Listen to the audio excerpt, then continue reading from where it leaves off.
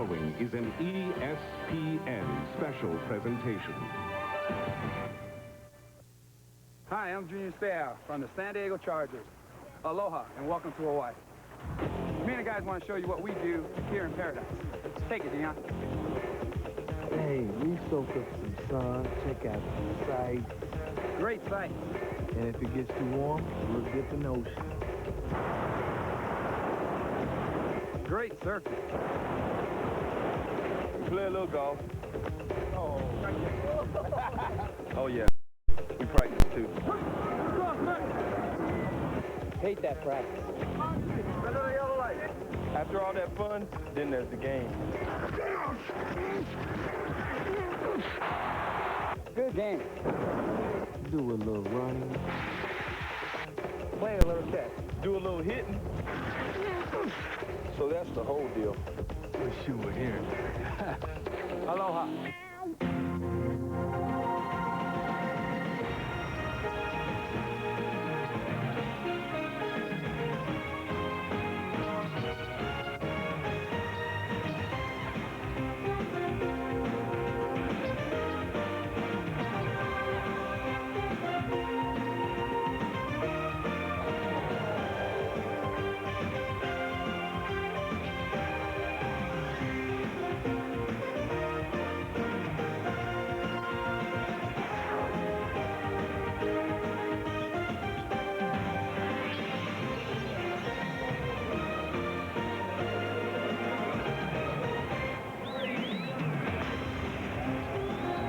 Welcome to Aloha Stadium for the 15th consecutive sellout of a Pro Bowl.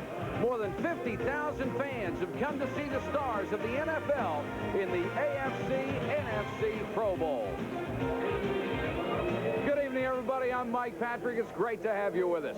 Today's game officially brings the NFL season to a close, and it was a year unlike any other. It started with a barrage of field goals and low-scoring games that had people asking what's wrong with the NFL.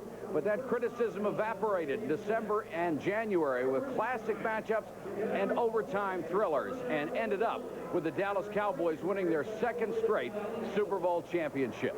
To cover the All-Star game today, our own All-Star crew.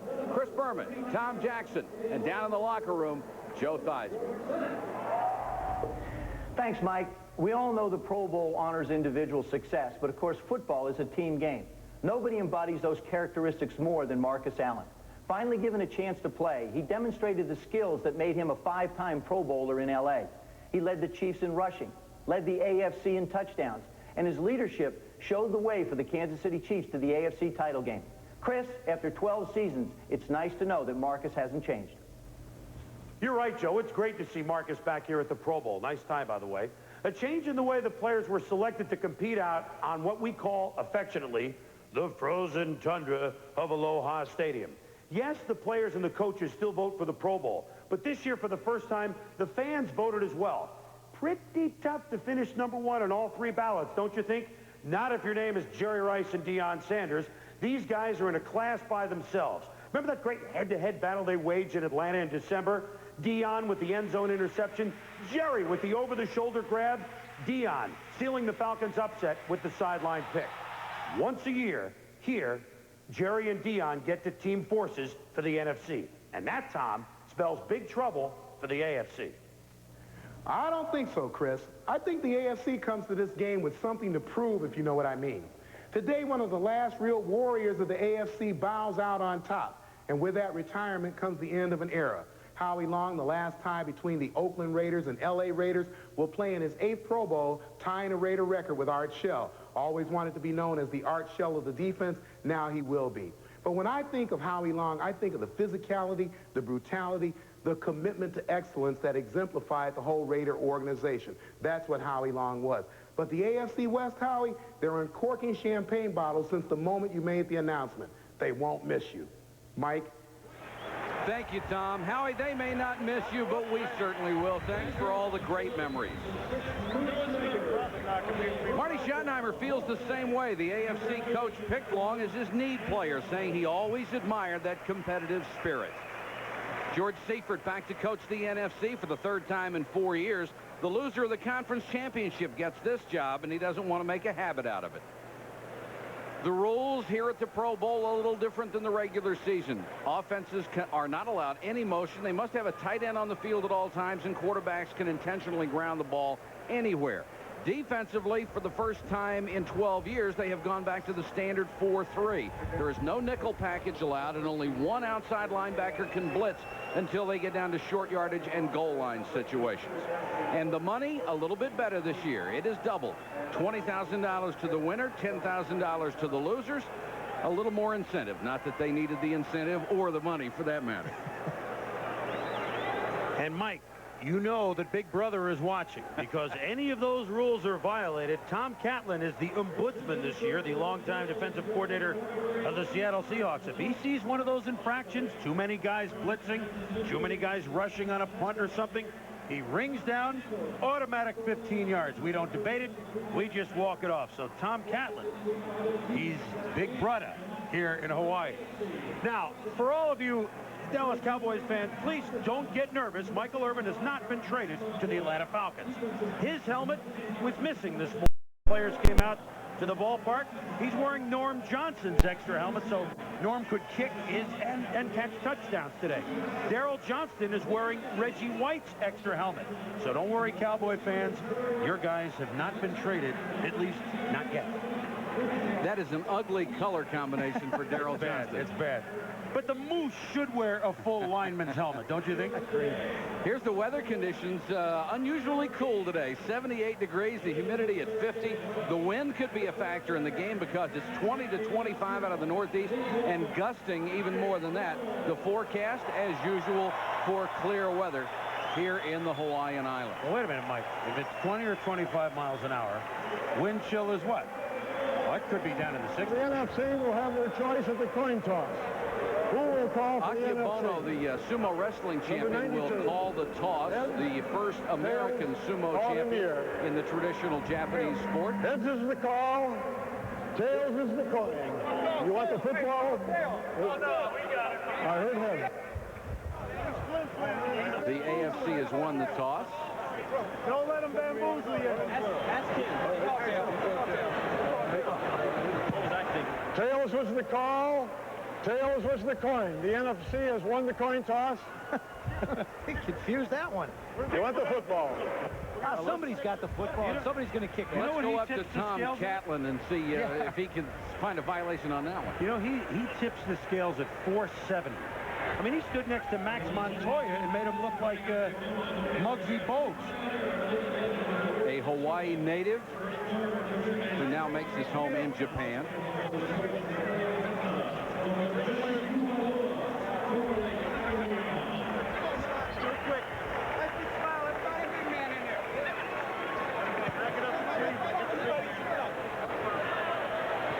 See what I mean? I mean, look at the size of him, Joe. Good block for you. Two people. We talked about the fans voting this year, and I think it was fun that they got involved in the selection process. The top 5 vote getters as far as the fans were concerned, well, pretty much Cowboys and 49ers and Barry Sanders. Troy Aikman got the most votes of all the players. Of course, Troy, after the Super Bowl, a great Super Bowl performance by the Cowboys again, something we'll be talking about. He bowed out of the ball game. We won't see him. But that doesn't mean that there is a lack of guys ready to throw the football. One of them right here, John Elway, his counterpart Steve Young. Each guy threw for 4,000 yards this year. It was interesting that Troy Aikman said the reason he wasn't going to come here is this is a very physical game, and he did not want another injury to add to what he already had. Let's go down to field level and check in with Tom Jackson. Coach, congratulations, first of all. You coach so many great players. Does this open the door for those players? I would hope so. I think that we've got a lot of record setters and breakers on the Vikings, and I hope this lets a lot of people get in that are very deserving. What's your personal feelings on being inducted? They're about to knock us down here, but it's all right. What's your personal feelings on being inducted in the Hall of Fame? Well, it's not something you can plan on, but now that it's happened, it seems to be getting better and better every day. Did you have any one great favorite player? There are too many. I'd leave somebody out. You know that. Thank you, Coach. Congratulations. Thanks a lot. Well deserved. Thank you. All right, right, thank you, Tommy, and we are set to go with the AFC-NFC Pro Bowl from Honolulu. Gary Anderson has it teed up at the 35-yard line. Back to receive the kick, Tyrone Hughes. He's number 33, the all-star rookie, and Deion Sanders. And Deion a yard deep. And stopped as he crossed the 20-yard line. Eugene Robinson made the tackle. Steve Young, the NFC quarterback, and the first in NFL history to win the league passing title 3 straight years. He'll have his teammate Jerry Rice to throw to. Rice, the NFL leader in receiving yards, and owns the all-time record for touchdown catches. Randall McDaniel, regarded by many as the best young offensive lineman in the game, a first-team All-Pro. This is his 5th Pro Bowl. Jerome Bettis, the Rams, Rookie of the Year, across the 25 to about the 26-yard line. Neil Smith playing in his 3rd Pro Bowl. He won the NFL sack title with 15, playing for the Kansas City Chiefs. Junior Seau, the starting middle linebacker, his 3rd Pro Bowl in 4 seasons. At 250, he can run with almost any back. Rod Woodson, the AP Defensive Player of the Year. He had 8 interceptions. That was 3rd in the National Football League. Young under pressure from Howie Long. And Steve Young out of bounds near the 34-yard line. Steve Young showing his versatility and moving around in the pocket. Even with the great athletes chasing him, he still has the ability to elude them. He was the first quarterback in the history of the NFL to win 3 consecutive passing titles. And what's amazing about that is he got it with over 100 ratings. Each of the years was over 100. That's incredible. Just to achieve it 1 year is special, but to do it 3 consecutive years shows you just how good he really is. It's a first down for the NFC. Young, Howie Long missed him again. Young throws incomplete on the run. First 2 plays of the ball game, Howie Long has a shot at 2 sacks and doesn't get him. Tell you exactly what happens here. This is how you know it's a Pro Bowl. This is how you know the athletes respect one another. Watch the right part of your screen. Number 75, Howie Long, takes a hard charge inside, comes on across. Now, he's got Steve. He wants to throw him down gently. He knows it's the Pro Bowl. He doesn't want to hurt him, but he just doesn't hold on to him and throw him down hard like you would normally. Won't be gentle next time, will it? I don't think so. Bettis on the toss. Not much. Got up to about the 35-yard line where Junior Seau, the middle linebacker, came over to get him. I think he plays with little enthusiasm. Remember, he scored a touchdown in this game last year, interception return. The AFC coaching staff at the Chiefs, of course, that see him twice a year, they told me, some of their players, some of their coaches, that he was the most enjoyable guy to be around all week. Just his enthusiasm for the game. He's like an old-timer here in the 90s. Got a great attitude for the game and obviously a great ability to play it. 3rd and 7 for the NFC out at the 36-yard line. Leslie O'Neal, number 91, checks in on the defensive line. Young under pressure, dumps it short to Bettis, and Bettis dives for the first down. What a player Bettis was for ground chuck for the Rams. That's why he had the Rookie of the Year honors and was got so many yards. Up front, you got to have the guys on guys. There's Harris Barton, who really has a sore ankle, doing an excellent job on Leslie O'Neal. And now they step up. See how Young steps up? Bettis just checks down. This is a very simple offense. I talked to Steve Young about it. He said it's his offense, but they've made it so simple, it's almost become difficult for him to run.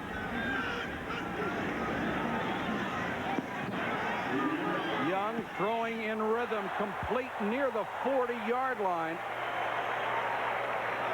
Irvin makes the catch, gain of 12. This is like deja vu for the Super Bowl. Nate Odoms on Michael Irvin, giving him a little bit of room. Got tired of chasing him, I think, last week. Does a good job of breaking on the ball. It's down low. Michael just comes back and makes the play. Michael had some interesting comments in the local paper, which we'll get into a little more. Oh, pray tell. Does it have to do with where he might be? Where he might be and how much he might make. Bettis Sayal had him around the shoulder pads, and he'll only get back to the line of scrimmage. Let's go back to Michael Irvin. In this morning's paper, he was adamant about having his contract renegotiated. Well, he's kind of, they did Aikman, they did Emmett, and then what about me? I think he is the third part of that triangle that makes the offense of the Dallas Cowboys what it is. Obviously, he has been there. They've been without Troy and Emmett. You saw how poor they performed. He's been the guy that's been there and should be rewarded for his ability. Young play action. Directing traffic, almost intercepted. Atwater had it right in his hands and couldn't hold it. He was gone. To finish up on Michael Irvin, he also said if perhaps Jimmy Johnson did not come back, he didn't want to come back. Great defensive backs in a game like this when they know what the patterns are. See him just watching Young. He knows he wants to get the ball to Novacek. He really doesn't even go through Jay. He just sort of swings around him, steps in front of him, and just can't hang on to the ball. See, both these offenses are the same, guys. You have to remember that. It's both sort of like the San Francisco offense. So it's going to be very familiar to the defensive players as well. 3rd and 10 for Young. Over the sideline, and Rice couldn't hold the ball. Well, now there is something that we don't see very often. Hope you had your VCR running. My goodness. Told you that win would be tough. Now, Jerry Rice starts in the sun. I want you to notice that. He starts in the sun, does a great hesitation comeback. Now he moves to the shade. Now, it might not look like much, but as he concentrates on the ball, it just all of a sudden changes. Coming out of the sun into the shade, just a little bit of a distraction that takes away his concentration. Rich Camarillo comes on to punt. Look at a wind blow that football. And they can't down it inside the 5. A 42-yard wind-blown punt. 0-0 in the Pro Bowl first quarter.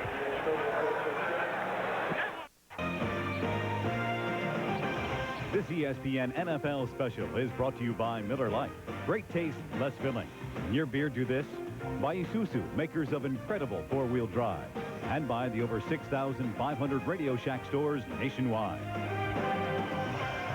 Back at the Pro Bowl, where the AFC will have the football for the first time, starting 1st and 10 from their own 20.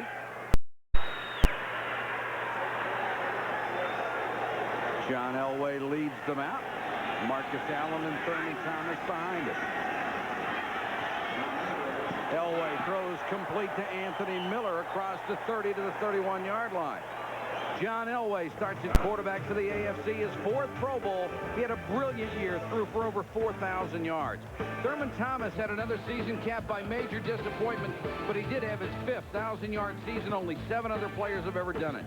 There's no one better than Bruce Matthews. This is his 6th Pro Bowl in a row.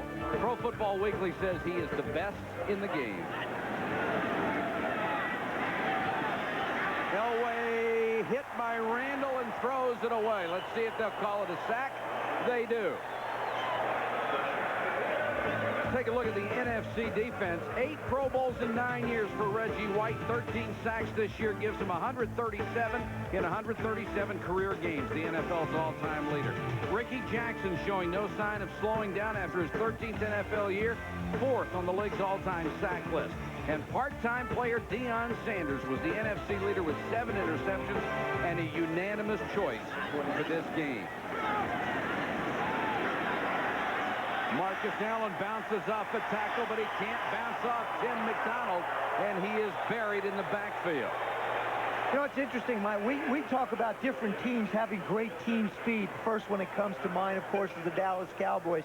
When you get to the Pro Bowl like this, both defenses have great team speed. You're just not going to be able to run outside or start someplace and go somewhere else without hitting walls. 3rd and 15 now after the sack and the running play that lost yardage.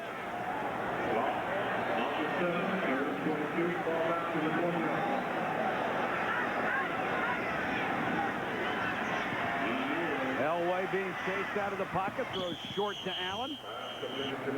Picks up about 2, and they'll have to kick the ball away.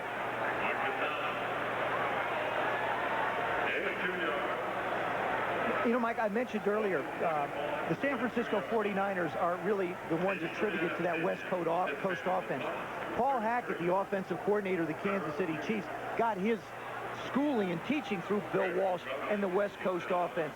So really, both offenses on this field today are exactly the same. Matter of fact, each quarterback could interchange if they wanted. Montgomery, who's led the league 2 years in a row. Low line drive to Tyrone Hughes. And the Saints rookie brought down by Junior Seau. Look at Junior Seau on special teams. He is something special. A return of 1 after a punt of 42.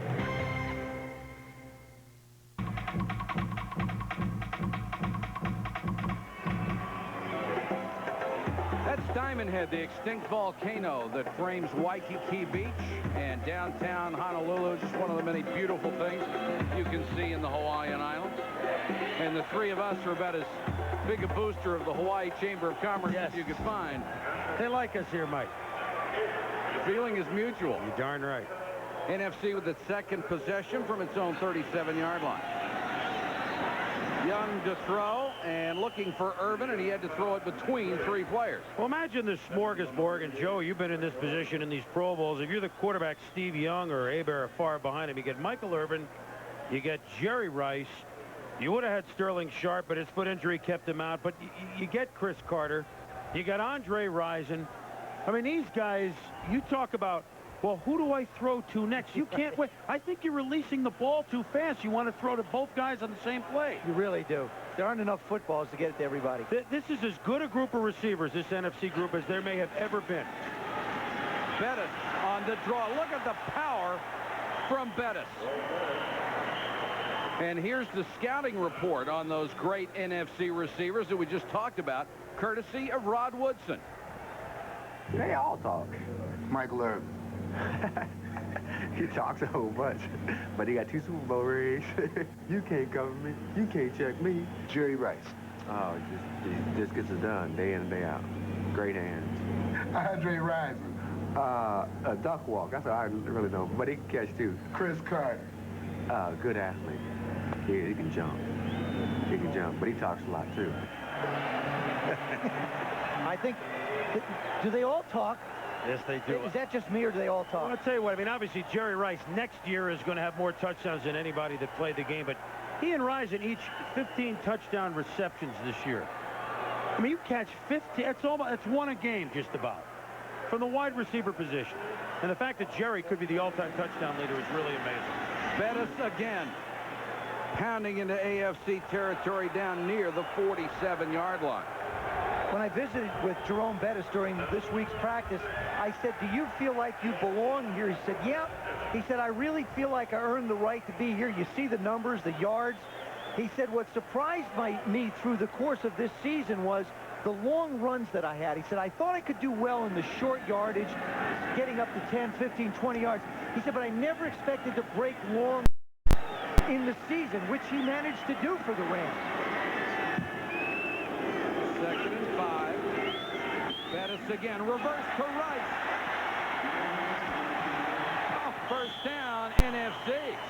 Steve Young make the block on Robinson there. This is the Pro Bowl, but don't tell it to some of these guys. Gain of 12 and another first down, and they're having fun. Sure is. They start the ball on a sweep to the right. Now, Jerry comes around from the left. Steve's just looking. Now, Steve's a great athlete. He's going to hunt up Eugene Robinson. He's not going to throw his body, but yet he does an excellent job of just screening it. Look at the right part of your screen. He just makes contact, but that's how big a horse Steve Young is. I mean, he is not a small guy. Rice had the longest run from scrimmage by a wide receiver this year on a reverse. Bettis only gets a couple this time. Well, the NFC's trying to establish the running game by using Jerry Rice, Mike. That's what's going on. That's right. Decoy. Mecklenburg and Childerson on the last tackle. You see the smile on the face of George Seifert. You know, you mentioned their playbook, Joe. It is the Cliff Note version of the 49er playbook that we're looking at here. Of course, George has been to the Pro Bowl 3 out of the last 4 years. That's good because that means you've gotten to the championship game those 3 out of the last 4 years. But 49er country, they used to win it all. But He seemed looser this week than usual. Young to Rice against Rod Woodson. And Woodson takes him out of bounds right at the yard marker. Before anyone interprets what I'm saying is that he doesn't get the big one done. He's coached 5 years. He's been to the championship game 4 times. I don't know. That's pretty good in my book. And it's his team now, isn't it? Oh, I mean, there's no carryover at all. Oh, yes. And has been for a couple years. Yeah. Marker on the field, and the NFC team walking backwards. You know, with the glasses, with the glass holder that he wears and the Hawaiian shirt, it's a good look. Yeah, it's a perfect fit. Perfect.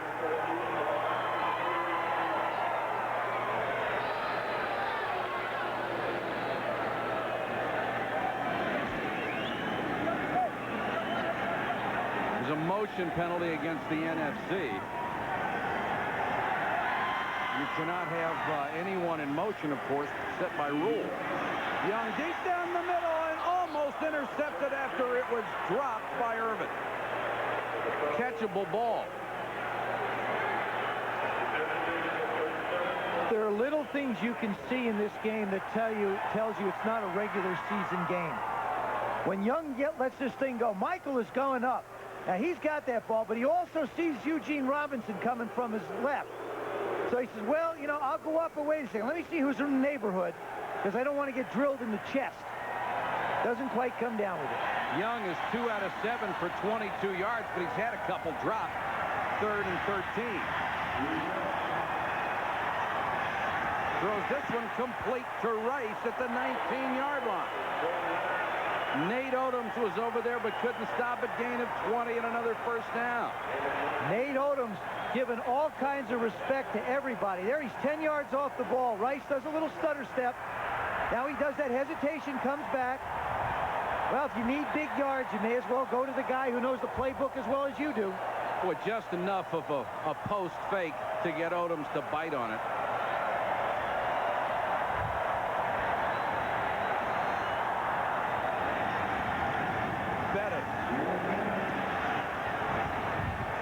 Got about 3. National Hockey Night comes your way Friday with a look at the NHL's newest rivalry. Pacific Division neighbors the Los Angeles King and the Mighty Ducks of Anaheim. Currently in a battle for 3rd place. As always, the great one, Wayne Gretzky, leads the Kings into the pond in Anaheim. 9 o'clock Eastern.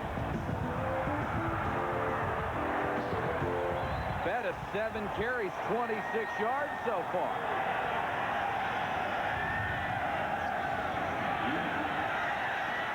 Young too low to Rice, who was open at the goal line.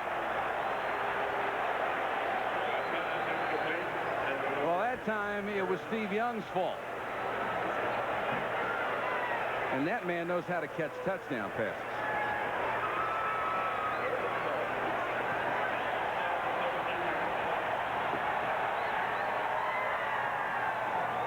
We're scoreless. First quarter of the Pro Bowl with 4:42 to go. The NFC with the best offensive drive of the game so far. 3rd and 7 now from the AFC 17. Young throws knocked away by Odoms, intended for Irvin, who was looking for a flag. Oh, no, that was blanket coverage by Nate Odoms, who tied for the league with 9 interceptions. He was just there. You'll see this one from our goalpost cam. Look at the right part of your screen. Steve goes back and sets, manages to hold Atwater, clears the hole a little bit. Odoms does a nice job of breaking him on the ball. Michael counts on his body position to keep the defenders away. That time Nate got around him.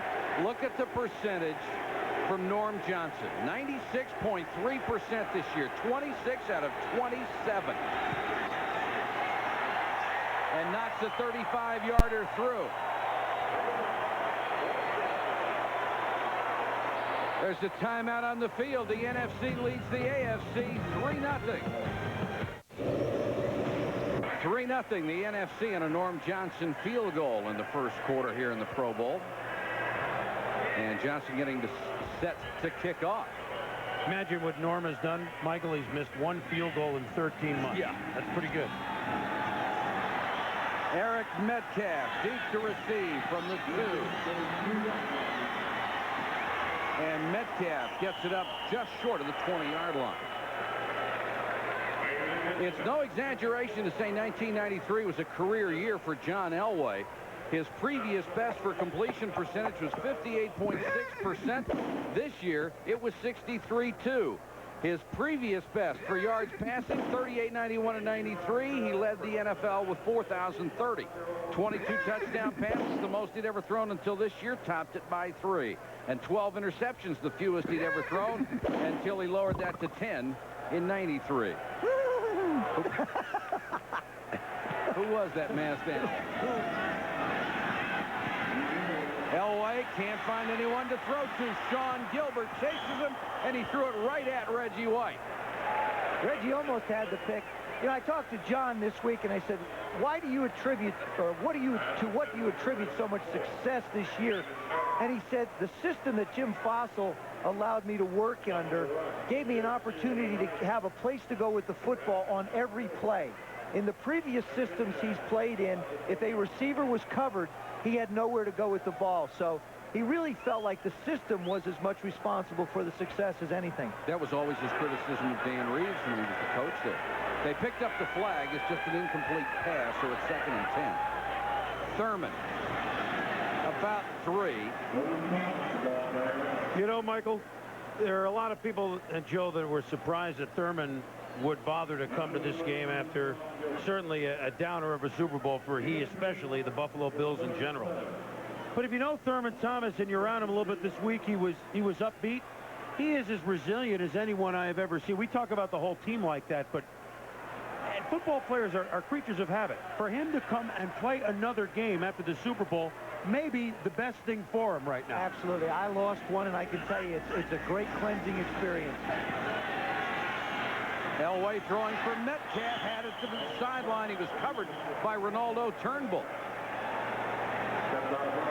Well, there's a guy who's done a great job in that New Orleans defense, Ronaldo Turnbull. He and Joel Smengi were locked up in a match at the beginning of the year to decide who was going to be the outside linebacker. Smengi got hurt, and Ronaldo just came on and had an all-pro year. It seems like anybody who winds up playing linebacker for the Saints gets an automatic trip to Hawaii at some point. And one of 21 free agents on this field. Elway airs it out. And Mark Carrier was the closest to it, nearly intercepted it. Intended for Irving Fryer, but the closest he got was about 7 yards. They are not going to be able to complete a deep pass on that side of the ball at this time of the day, simply because the sun is coming right over the receiver's inside shoulders, and they're looking dead back into the sun for the ball in the air. There it is. Now, if you look at your screen, to the left part of your screen, that ball was thrown down the left side. The sun is right in their eyes. They're going to have to either throw it on the other side or wait until the second half. First half offense, second half offense. Byers gets the carry. He's gang tackled at the 35-36-yard line. This is the first time that there has been a designated fullback in this game. Darrell Johnston and Keith Byers are the guys who were selected. There's only one for each team. And Byers, of course, not really a true fullback, more of a multi-purpose receiving player. However, I think, Mike, that you're going to see more and more teams go to the two-back set. If they had this rule before, see, there's Moose Johnston, who'll be in many a time in the Pro Bowl. Tom Rathman would have been here 5 or 6 times if they had that before. More on that in a moment. 3rd and 6. Flag will stop the play. I just think you'll see the Buffalo Bills go to it too. Ball starts before the snap. 69 offense. 5 yards, still 3rd down. I just think what the fullback, especially a guy like Byers or Johnston or Rathman, who are excellent pass catchers, what that provides is an extra guy to block for the quarterback, but a very viable weapon on offense as well, and one that's hard to pick up if you're a defender. So, no, you don't go 3 and 4 receivers sometimes, but I think it's a safer and just as efficient way to run an offense, Joe. I think you'll see more teams go to the two-back set as we move on the next few years. I tend to agree with you, yeah. Of course, the Bills have talked for the last couple of years about using Carwell Gardner more, and it never seems to happen. Elway hit as he throws. Picked off. Eric Allen makes the catch at the 22. Intended for Tim Brown. Biggest news there was that Allen didn't return it for a touchdown. That's right. Reggie White was putting the pressure on Elway. He always makes his presence known. Here he goes around House Ballard. He comes around hard. Now he cuts back up inside, gets the house moving. Once you get a house moving, it's hard to stop it. Timeout, 3-0, NFC.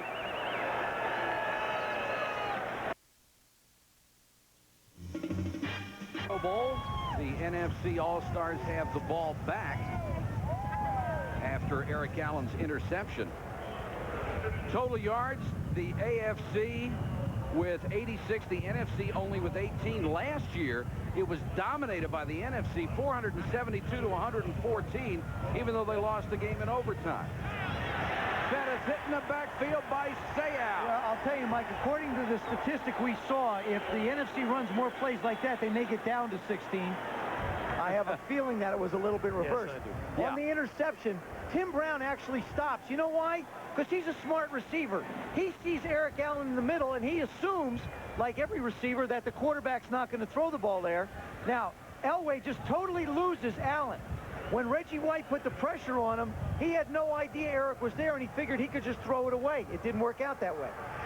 Steve Young double pump and nearly had it picked off. There's a flag down.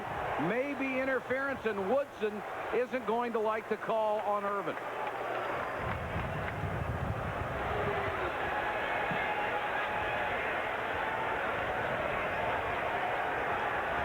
Get a break there because, I mean, that was a real wobbler from Steve.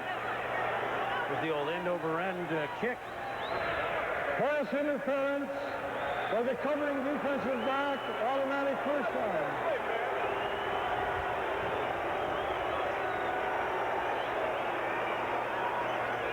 Right part of your screen over in the shadows. Rod coming through, makes a play on the ball. I don't know. I don't agree with that. Gord, I don't agree with you. That looked pretty good. And here are the corrected stats. The NFC with an 84 to 18 edge, and now we have movement up front. Ball start before the snap, 79 offense, 5 yards, still first down. Harris Spartan, the right tackle from the 49ers, in his first Pro Bowl, 7th year in the league. Means a lot to him. He and Steve Wallace. Steve went a couple years before. The two good tackles of the San Francisco 49ers. He really has been pointing this through a couple of years and has enjoyed himself immensely this week.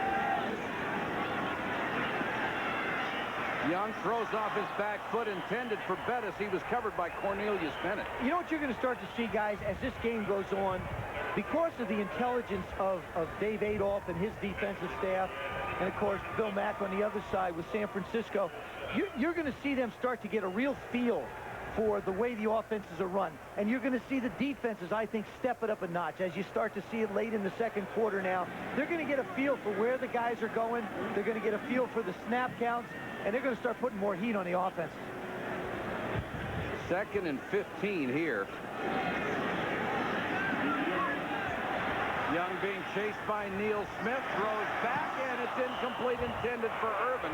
Woodson, again, the closest player, and it's overthrown. If Steve Young has a videotape of this game at home, he's going to drop Neil Young a little note and say, thank you for not hitting me from the blind side.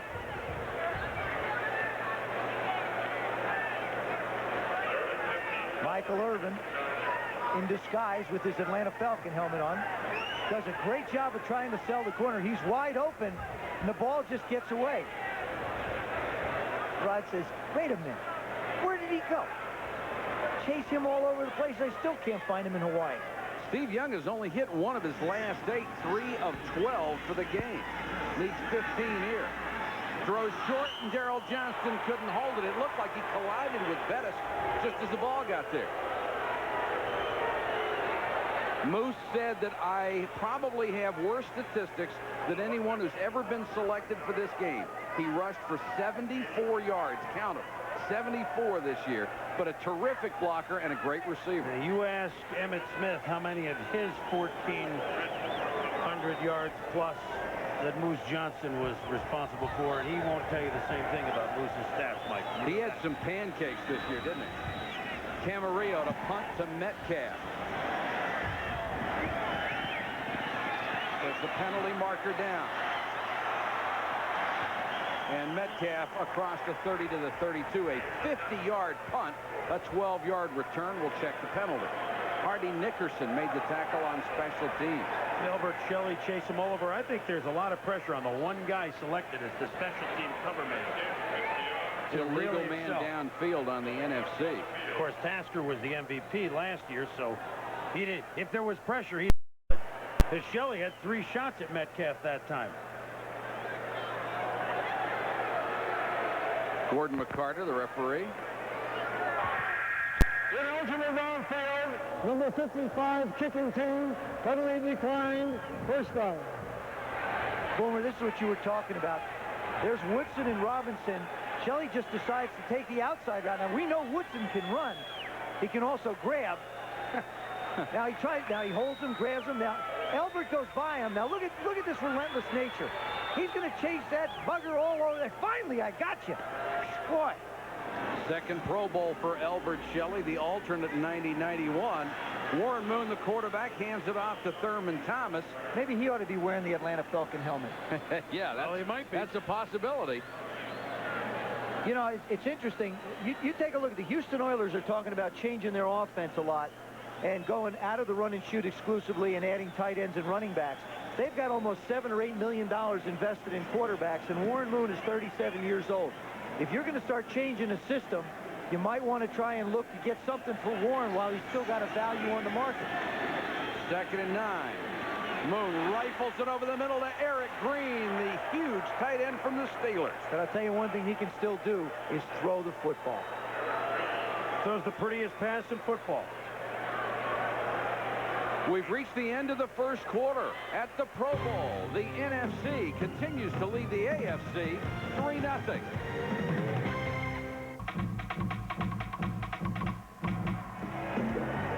All kinds of boats in action out here in Honolulu. The catamaran sailing off the coast.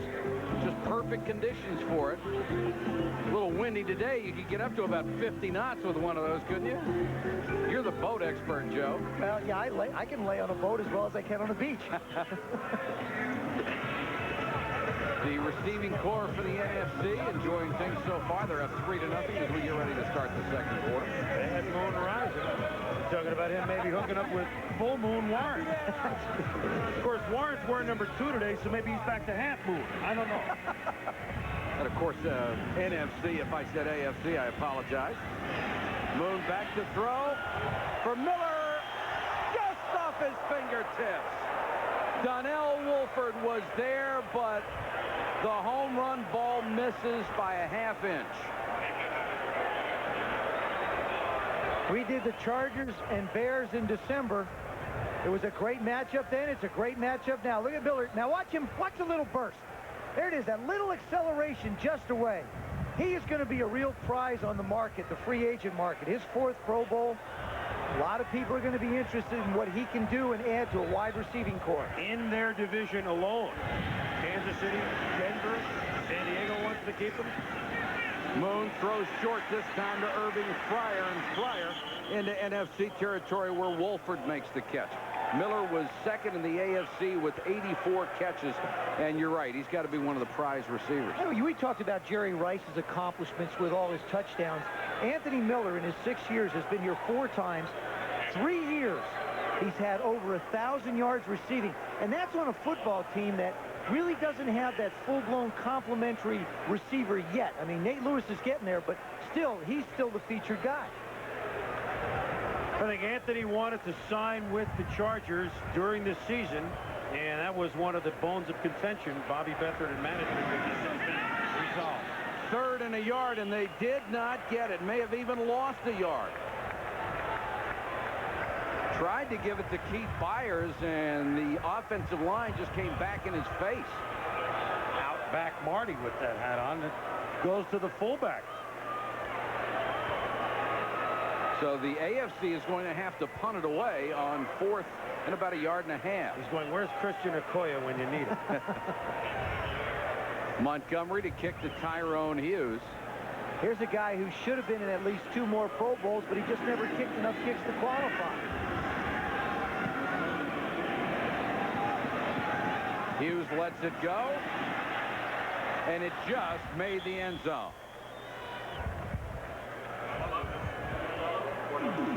College basketball comes your way Tuesday night. A Big Ten SEC doubleheader starting at 7:30.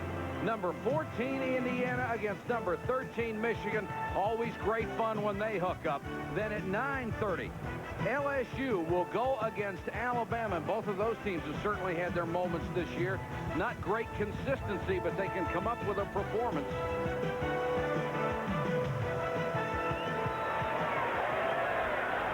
Da-da-da. Da-da-da. I can do that. No, you can't. I heard you earlier this year.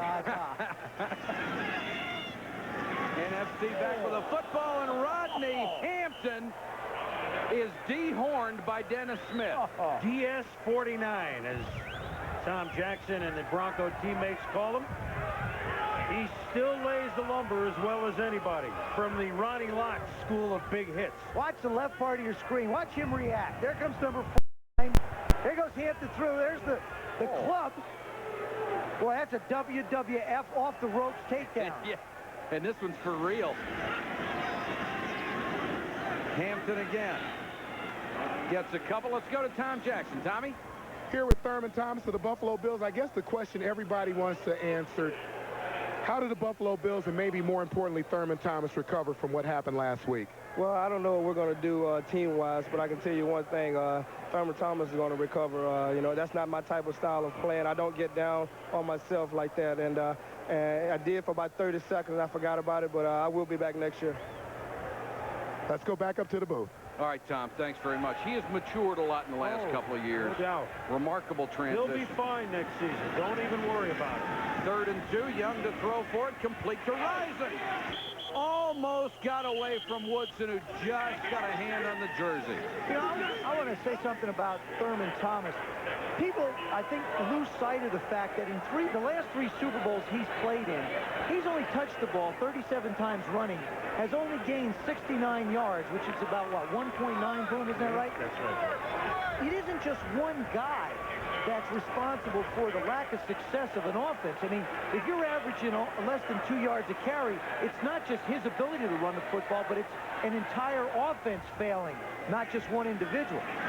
Brett Favre in at quarterback for the NFC. Gives it to Waters. Waters drilled by Mecklenburg as he got to the 35-yard line. Favre, 60% completion rate this year, number 2 in the NFC with 3,300 yards, replacing Troy Aikman on the NFC roster, and the only disappointment for them, that 24 interceptions. Yeah, but we call him Captain Late. I mean, there's something in the last 2 minutes of every game that Favre is going to be responsible for. 3 of the 5 are good. 2 of the 5 are unfortunate, but don't ever turn the set off when he's playing late. Favre throws the out to Rison, very close to another first down.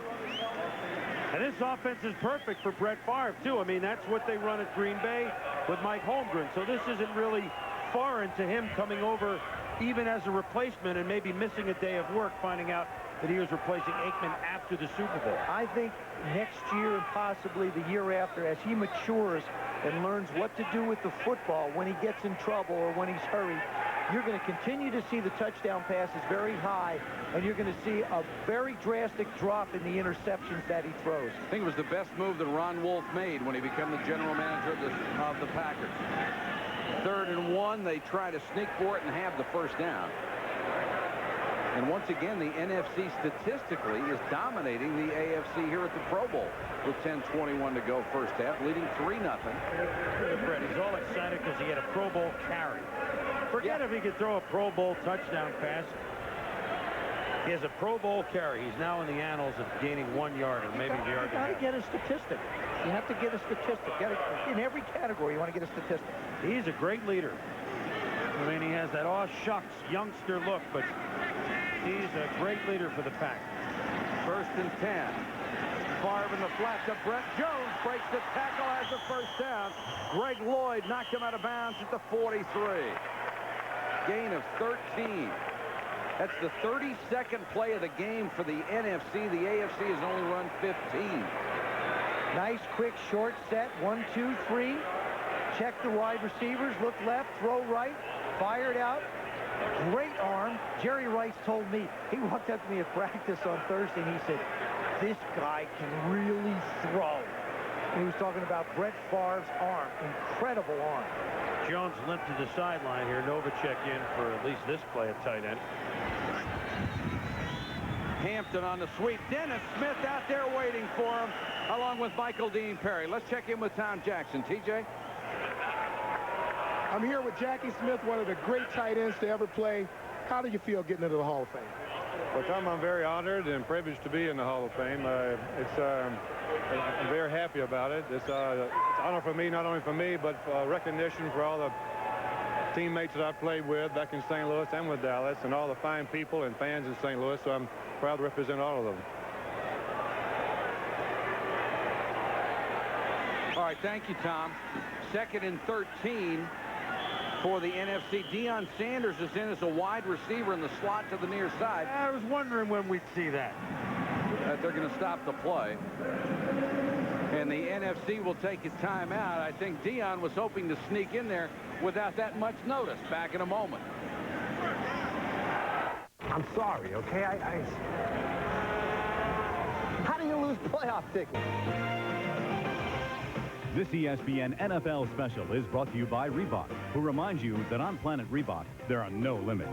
And by your local Yamaha dealer, who invites you to see their exciting line of motorcycles, ATVs, and snowmobiles. NFC leading 3-0. Let's check in with Tom Jackson. Yeah, Jackie, great two-way tight end. Is the position underutilized today? I think in some cases it may be, Tom, but I think that any team that has a good tight end, they recognize the importance of him and they utilize him. You know, tight end has a lot of room to maneuver in there, and he can walk with the quarterback and find the open areas, and this is Jay Novacek is doing today, and these guys have been doing. So I think that they absolutely recognize the importance of him and will utilize him. Thank you very much. Congratulations. Mike? All right, thanks, Tom. The attempted pass to Irvin is incomplete. During his heyday, Jackie Smith was the best. Yes, because the St. Louis Cardinals never really won anything. There were some good teams, but Jackie never got to the Super Bowl until that, unfortunately for him, celebrated drop with Dallas. But you know what? When John Mackey was elected to the Hall of Fame 2 years ago, it finally opened up the tight end position. Now, for some reason, they've been discriminating against that position, I think. But now that Mackey's in, now you're Jackie Smith. Can Dave Casper, Kellen Winslow, can they be far behind? I don't think so. Of course, Ditka was in recently. It's like shortstops in baseball. Yes. Favre throwing a post incomplete. Good coverage against Chris Carter by Terry McDaniel. You know, we're hearing Tommy talk to all the Hall of Famers, and I think one of the nicest moments every year is when the inducted class, and there are 6 this year, we'll hear from all of them. You already heard from Bud Grant. After they introduce the starter or all the players on the NFC and the AFC, the Hall of Famers come down the middle, and the guys, the current players of, for example, the Vikings went out to greet Bud Grant, and or when Tony Dorsett came out, all the Cowboys and all the running backs went out to greet him. It's a special moment. Metcalf back to get the punt. He returned 2 for touchdowns against the Steelers this year.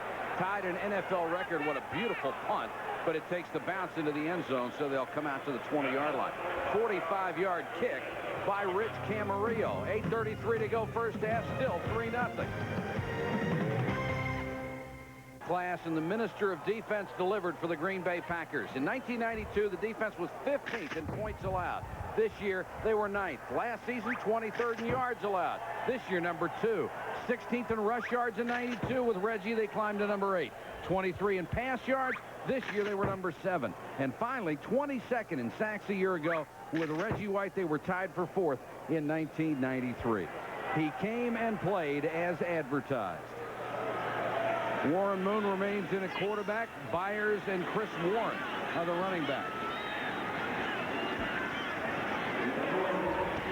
Moon throws to Miller, and he's taken out of bounds by Eric Allen. Michael, when we had a chance to do a Green Bay game, it was interesting talking to the players who play with Reggie White. And everybody on that defensive side of the ball said, not only is Reggie a great player, but what really sets him apart is he makes everybody on the defense even better.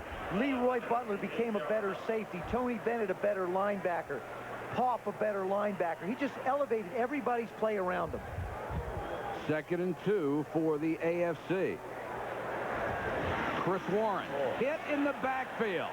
Tim McDonald came firing through from the strong safety spot. Well, this was his audition a year ago to become a San Francisco 49er, and he's just up there sticking his nose right in, just like always. Number 46, right part of your screen. You don't see him now, but keep an eye out. Here he comes. There he is. That was just his first year with the Niners, but now that he's been there through a whole season, he will be unquestionably the leader of their defense in the next few seasons. 3rd and 2, and they'll have to throw for it. Tim Brown can't hold it. Donnell Wolford right there, but it would have been a first down. And the running game going absolutely nowhere for the AFC. You know what's interesting is watching Warren Moon work out of an offense other than the run and shoot. He's been in the run and shoot for so long.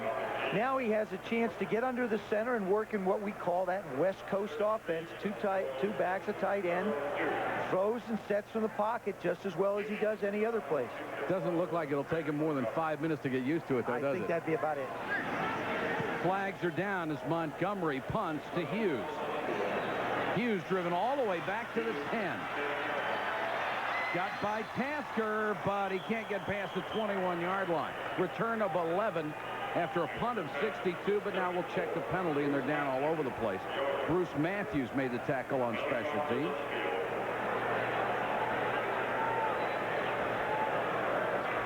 And they'll probably make him do it again after a 62-yard punt.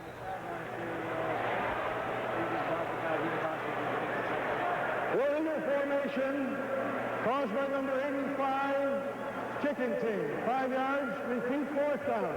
That's Haywood Jeffries, who probably spending maybe a 2nd or 3rd play in his life on special teams. Well, that's the area where I think you may see a big play happen. You've got great speed, and you've got all these guys on special teams that are so unaccustomed to running down and covering kicks and trying to hold lanes like coaches teach them.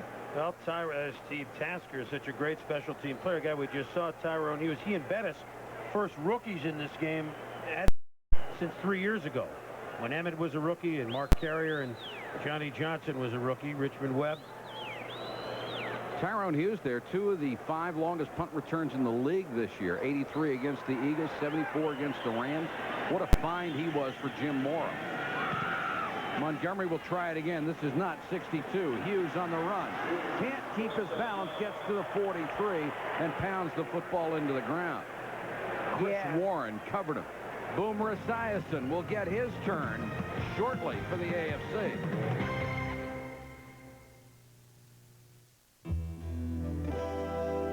There's a place you've always wanted to go, where the breeze is gentle.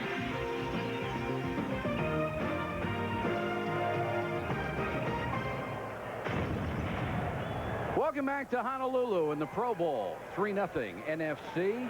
7:09 to go first half, and the NFC has the ball back at its own 42-yard line with Brett Favre at quarterback. Waters and Hampton, the running backs. Carter and Risen, the wide receivers. Favre over the middle. Carter. Lateral to Waters, and he gets 5 more. Yes, sir. Why not? It's not your coach standing on the sideline. That's right. You came here to have some fun. This is good play action by Brett Favre. Does a nice job with his play action. This is a nice touch pass. He does a nice job of laying it out to Carter. Now, as he gets tackled, Robinson has him. Chris has the presence of mind. Ricky, following the play, winds up with the ball. Ricky says, throw it to me. I'm going that way anyway. Derek Thomas, back in coverage, knocks him out of bounds.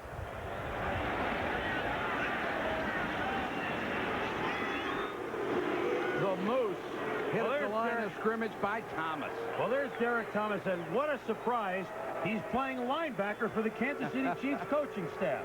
I know it may amaze you, but he actually is playing linebacker. Well, and by the way, probably will next year. Well, if he has his way, yes. But the interesting thing is that he's going to sit down with Marty Schottenheimer in the offseason and talk to him about going back and playing the position of linebacker. He's played defensive end for 2 years. He feels like he's learned how to play the run. Now he'd like to go back and play linebacker. But what is so amazing is even though he played defensive end for the Kansas City Chiefs, he was voted to the Pro Bowl, which means his peers, other coaches, and fans perceive him as a great outside linebacker. Well, let's put it this way. It was a sore subject for the Chiefs when Buffalo was running up and down the field in the title game, and Derek Thomas was on the sideline. That won't happen again. It was a sore subject for Derek Thomas, yes, too. 3rd and 6 for the NFC. Favre to Novacek, and he is blasted by Atwater. Holy cow, what a shot. Well, those two Broncos safeties get elected here every year because of the way they hit, and we've seen both Dennis Smith and Steve Atwater lay the lumber. They close on the ball so fast. Right part of your screen. There's the pass. Novacek catches it. Atwater just comes up, and he takes him right a shoulder to the helmet. Absolutely loves to do it. Jay Novacek told me that this past Super Bowl was the hardest he'd ever been hit and the toughest game he ever played, and I think he just got another hit like it. Favre with a pump fake, got away from Howie Long. Throws, and it's almost picked off. Atwater cut in front of the receiver and had 95 yards of green in front of him. That's Brett Favre, isn't it, Joe? That is Brett Favre. You will absolutely fall in love with him with one play, and he will break your heart on another one. Great pressure up front. Howie Long coming in from the outside again. Escapes it. Now Brett sets. Throws that little, I'm going to throw the ball forward. I'm going to fall backward release. And Atwater almost had that one going the other way. He's the little girl with the curl, is he not? Yes, he is. 2nd and 10. Hampton gets about 3. Back to Brett Favre for a second. Mike Holmgren, we asked him this year if he thought Brett Favre would survive psychologically with all the problems he was having. He said, oh, he'll survive. I don't know if I will, but he will. Well, I tell you what, though, and Brett Favre this year won a playoff game on the road late, and then the Packers, actually, they played as close to the Cowboys as anybody did in the playoffs. So the growing that he did in just those 2 playoff games, I think that almost equals the growing he did during the entire regular season. And the NFC dominating on the clock. Favre sidearms it to Novacek, incomplete. Eugene Robinson came up to help break up the play. I really think Brett Favre is going to be the next superstar in the NFL. I agree with you. I just think he has physical tools. He's got a great coach. Mike Holmgren is going to give him every opportunity to become great. It's like you talk to anybody who coaches that offense. They say that the quarterback is the star of that offense. Green Bay, Kansas City, San Francisco. Their quarterbacks are their stars. Norm Johnson, who has already hit from 35, will try from 34. Jay Novacek, the holder. And we've got movement up front on 4th and 7. So probably worth the gamble to get the early start if they are offsides.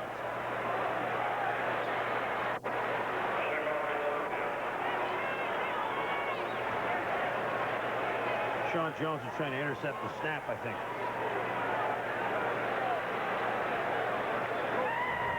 Ball start before the snap. The center moved the football. 5 yards, still 4th down. Bart Oates of the Giants. Watch Bart Oates' head. See how it's down? See how he lifts it up? That sets Sean Jones off, as well as Junior Seau. Just that little movement. Oh, yes, Mike. Just that little movement. Those guys are gone. See, he's saying, I didn't do anything wrong. Saying, oh, yes, you did. You lifted your head too quickly. You had 30 head snaps a game that were worse than that. Johnston now from 39. Tough wind, and it's wide. Only the second field goal he has missed all year long. Back in a moment. Soon for halftime. Well, I have some great things for you, including an interview with Buddy Ryan, the new Cardinals head coach and general manager, live from outside Phoenix, where he is setting up shop, and much, much more, so stay with us. The AFC with 44 total yards so far. Exactly the same scenario as we had a year ago, but they won it in overtime. Boomer Esiason in at quarterback. Wants the screen to Byron. McDonald takes him out of bounds along with Pat Swilling. Let's go to Tom Jackson. Here with Tony Dorsett, the third of our inductees. Tony, Heisman Trophy winner, a couple of Super Bowl rings, NFL rushing leader a few years. How does the Hall of Fame stack up with that?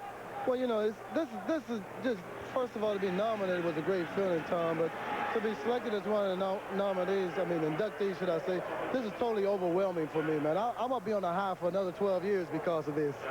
Dallas Cowboys have another pretty good running back right now, Emmitt Smith. Assess Emmitt Smith for us. Well, arguably, you know, Tom, he's the best running back in the league, right? Statistically, he is. But Emmitt has great balance, he has great vision.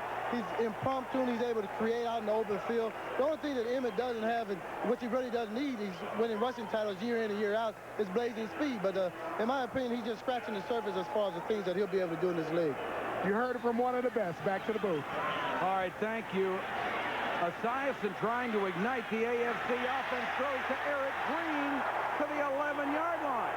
And Boomer has come in and thrown one strike after another. And it's interesting. They've gone to a 2-minute offense with 4 minutes to go.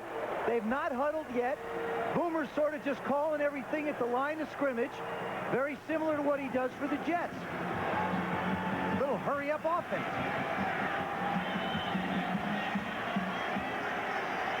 Esiason with time, and Tim Brown dropped the ball. There's a flag down late. What a collision by Deion Sanders. And it looked like Mark Carrier. I believe Carrier was the other one. Oh, they blasted each other, but it didn't look like either one of them touched the receiver. 23 defense. 5 yards, automatic first down. Boomer's trying to gun this. Boomer of him, not Boomer of you, Boom. Thank you, He's Joe. trying to gun this into Tim Brown. And the safety see it coming. There's Carrier on the right, Sanders on the left. Deion fortunately pulled up a little bit, or it might have been even a bigger collision. They didn't get within 2 yards of him. 2 yards. He was to the other side of the field. Yeah. They called holding on Carrier. Holding what? Air. Oh, that's a terrible call. Air. Holding the air. Deion might want to flag Carrier. That's possible. Yeah. Deion wrote around now and said, well, when do pitchers and catchers report? That's not true. You know he's going to spin something in the second half. First down for Esiason, and he overthrows Warren. Probably a good move because Swilling was right there, and there's a flag down, too.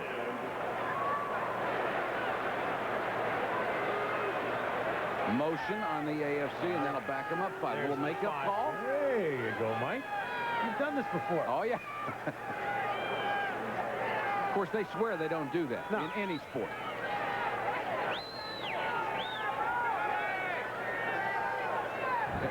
Illegal motion, 85 offense, 5 yards, repeat first down.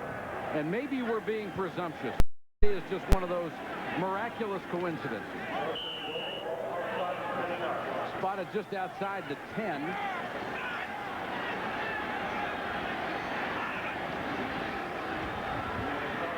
Boomer with a pump fake and then throws it out of the end zone. We have reached the 2-minute warning. First half of the Pro Bowl. It's still 3-0 NFC.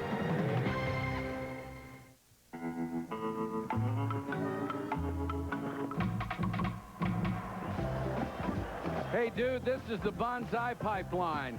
Some of the greatest curls anywhere in the world on the north shore of Oahu. You can get up to 20, 22-footers out there, and you won't see many people in the water at that point. Aloha. And we are glad to be here. Boomer on this drive, 4 out of 5, 67 yards. Thank you, Mike. You're welcome. It's been an impressive performance. 2nd and goal from near the 11-yard line.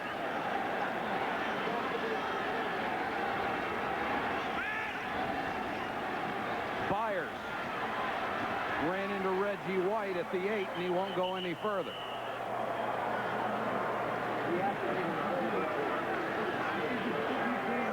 Clock running down to 1 minute 40 seconds to go in the half.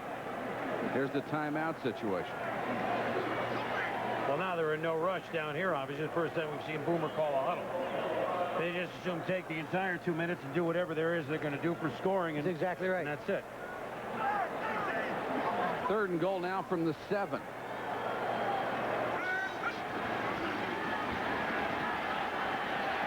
Boomer over the middle, and it's dropped by Miller.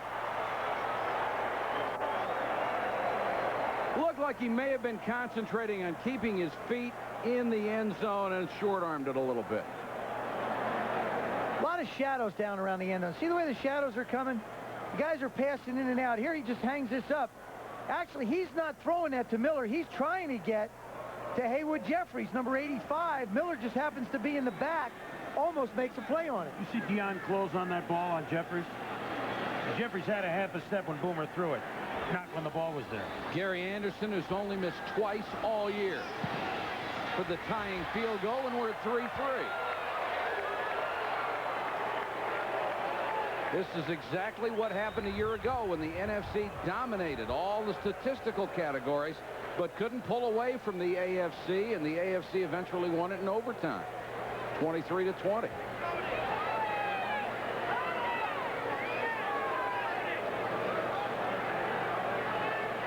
Remember, coming up at halftime, we already told you about Buddy Ryan, who will be doing a live interview with us, Chris Berman's 93 NFL review, and James Ingram live here for some entertainment for us, and then the punt, pass, and kick championships also coming your way from Honolulu. Talk about excited kids and their parents. They had the finals here just before the start of the game. They came out to practice a couple days ago. Joe and Mike and Tommy, we were all here, and talk about wide eyes. Oh, that's God. one of the, among the best sights we've seen all week. I think the fact that these kids get a chance to be around the professional athletes, carry them on year after year for a goal to someday be able to play here in Aloha Stadium in front of the home fans, just as Jesse Sapolo has had the opportunity to, a University of Hawaii graduate, having a chance really to come back home when he got introduced, got the biggest hand. It's just terrific. Well, we talked about Dion and Mr. Excitement. Let's see if this kickoff return goes to him. Yes, it does. Line drive kick will go into the end zone, and you can see the disappointment on Dion's face. He is, of course, a man for all seasons, baseball in the spring and summer, football in the fall and winter. We asked him if he would choose one over the other. It might come down to that, not because of the pressure people put on me, because my body is tired right now. I'm 26 and I feel like I'm 35, and I want that commitment to winning. And if I don't get that commitment and I have a great baseball season like I know I am, I might just relax. You might see me being an analyst on Fox or something, you know? He always keeps his options open. And who knows, you might. Brett Favre with a quick out to Rison. What a burst of speed. He gets 10 yards. There's a flag down in the secondary. Now, one thing about Dion, I remember Otis Nixon gone with the Braves. Ronnie Gantt broke his leg in the offseason. Dion lead off center field. Going to have a big thing to say with how well the Braves do this year. 12 men on defense. Well, that's scary when you got 12 men on defense and they get a 15-yard 12 men gain. on defense. The penalty is declined. First down. Bandana trickling out the back of the helmet.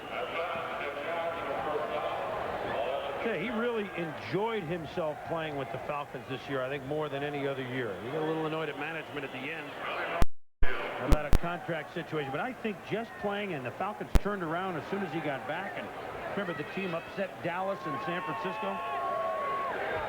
False start before the snap, 75, offense, 5 yards, still first down. Isn't it remarkable, though, guys? He reports the middle of October from the National League Championship Series, just plays that portion of the NFL season, and he's a unanimous choice in this game. It shows the respect that his fellow football players have for him. I think he's the greatest athlete in the game today.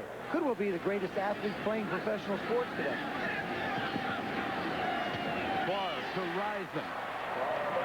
You gotta love the way he catches the ball with his hands. Yeah, and there you had a chance to see what kind of gun Favre has. Sets that foot and fires. When he steps into the ball, it's unbelievable how accurate and hard he throws it. Trying to move the NFC. Throws sideline. Risen makes another catch. Of course, they were teammates in Atlanta, and now they've gotten the ball down near the 46-yard line of the AFC with 38 seconds left. One other quick Dion story. They had relay races this week in some of the challenge. Woodson, for the AFC, was about 4 yards ahead of Dion when he got the baton in the sand. You tell me Dion blew past him like Woodson was standing still. So how fast is that in the sand? Well, he can run on anything. Water, sand, no, asphalt, he walks on grass. water. Oh, okay. I knew it was something. Favre short to Waters. And he tripped at the 41, got it back, probably was down anyway. He runs on Waters. Sorry. Clock running with 29 seconds. Now they stop it.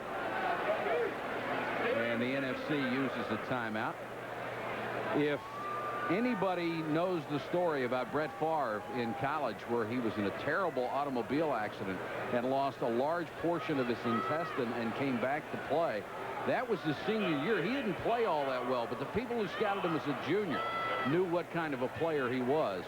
And just a tremendous acquisition for the Green Bay Packers. I think we talked about this last year, Joe and Mike. He was, what, a 4-year starter at college, 3-4 years? So he had that leadership. It's not like he started just 1 or 2 years his junior or senior year. You got a leader in the huddle and among the team even when he was a rookie. See, I think that's one of the problems that the junior quarterbacks are making now coming out of college. They don't have the benefit of a senior year of maturity. They're going to wind up sitting on a bench anyway. The dollars are going to be there because of the caps for rookies and everybody else.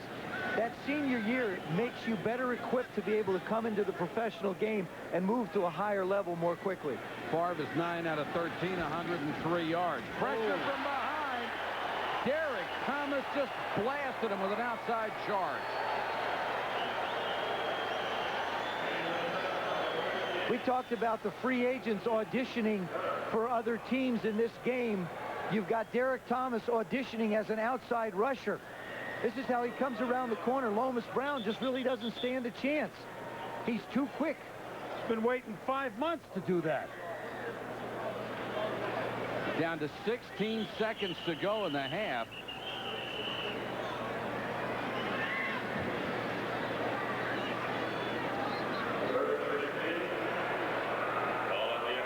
Please reset the game clock to 22 seconds. 22 on the game clock. 22 seconds remaining. They'll reset it to 22. It's down to 16. The clock should have stopped on the sack and then restarted when the ball was marked ready. Now, this is one of those areas, Mike, where the rule is they can insert the 5th defensive back. So what they do is they move Derek Thomas down to a down lineman position. So really, he's back to his natural position with the Chiefs, and that's rushing the passer. 3rd and 16 for Favre. Throws it as far as he can. Eugene Robinson with the interception. And he'll bring it out. Laterals to Woodson. Rod Woodson. There is a flag down.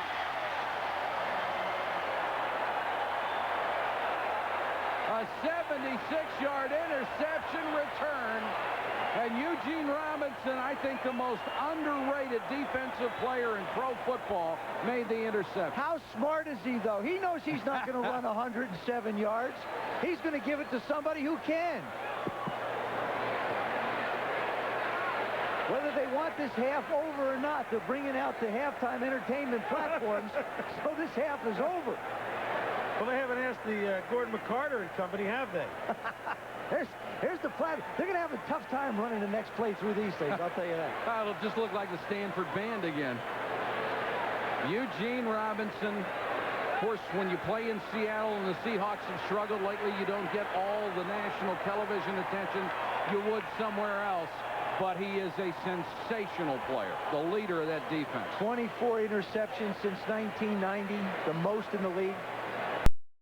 There are 2 fouls on the play. The first is an illegal forward pass. The quarterback threw the ball from beyond the line of scrimmage.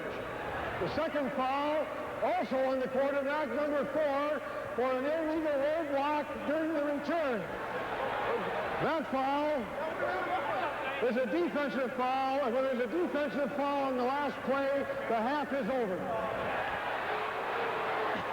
That may have been the longest explanation I've ever heard. And how did Brett Favre get a penalty? Brett Favre did something very hard to do. He committed an offensive penalty on the interception. You see across the line, Eugene Robinson laterals to Rod Woodson. Rod's looking like a punt returner, looking for that wall. There the guys are blocking for him. Now Favre, on the left part of your screen, will fall down and actually throw a block at Junior Seau. So he was a defensive player. So he got one on both sides. Told you, late in each half, he's the greatest. At the end of the first half, the score 3-3. We'll be back with Chris Berman in the... I'll tell you, long around week 16, it came on big time. The end of the regular season, especially the early rounds of the playoffs, were fun. In case you forgot some parts of the 93 season, here it is, flashing before your very eyes. In the beginning for J.J. and Big D, there was Big T as in big trouble. But with Emmett back, Dallas was no 0-2 team. They eventually repeated in the NFC East. Detroit sure looked funny. Barry missed a month. 3 quarterbacks shuffled all season, but the Lions went wire to wire to restore their central roar. Steve was forever young. The Niners were forever scoring to rule the West again. Forget the stats. Buffalo's defense made all the big plays. The NFL's Rasputins took the East again. 1-4. Houston was cooked. Or were they? The Oilers reeled off 11 straight wins to sew up the Central. KC went big game hunting for Joe and Marcus. Then they won the big games to win the West for the first time since '71. After an 11-year wait, the playoffs were running with the pack. Green Bay's bad company gave them good things. Dan Reeves was a savior in New York. He restored Giants pride and Giants football. But for every Dan, there were the damned. Richie Pettibone 1 year and out. The Cards came on strong, but no 9-7 meant taps for Joe Bugle. In Atlanta, the man in black ran out of tickets to leave. With the Jets, also a change. Bruce Koslet took a postseason header. The Saints started 5-0, including a win over the Niners. But an 8-8 finish had Jim crying no more. Miami was 3-1, and Dan Marino went down. He watched them go 9-2, then run out of gas. Randall and the Eagles hopped to a 4-0 start. But when he was carried out, so were the Philly playoff hopes. Youth was served in Seattle. No time to wallow in the mire. L.A. found Jerome Bettis to be a battering ram. And Reggie Brooks made it a fighting Irish trio to sing about for a long time. In New England, Drew Bledsoe proved to be no patsy. In a year of change, Jimmy Mack was back. But as a Viking, same result, a foray into the playoffs. If loving you is wrong, I don't want to be right. They said the Hoss and the Raiders wouldn't mix. They were wrong. Cleveland dispatched their civic treasure, Bernie out. Vinny the savior. Bill Belichick was not so nattily clad. For Bill Parcells, weekly in New England, it was the Heartbreak Kids. But 4 straight wins at the end made him smile. What would happen if primetime played full-time on D and on O? Dion led his Falcons upset over the boys and Niners.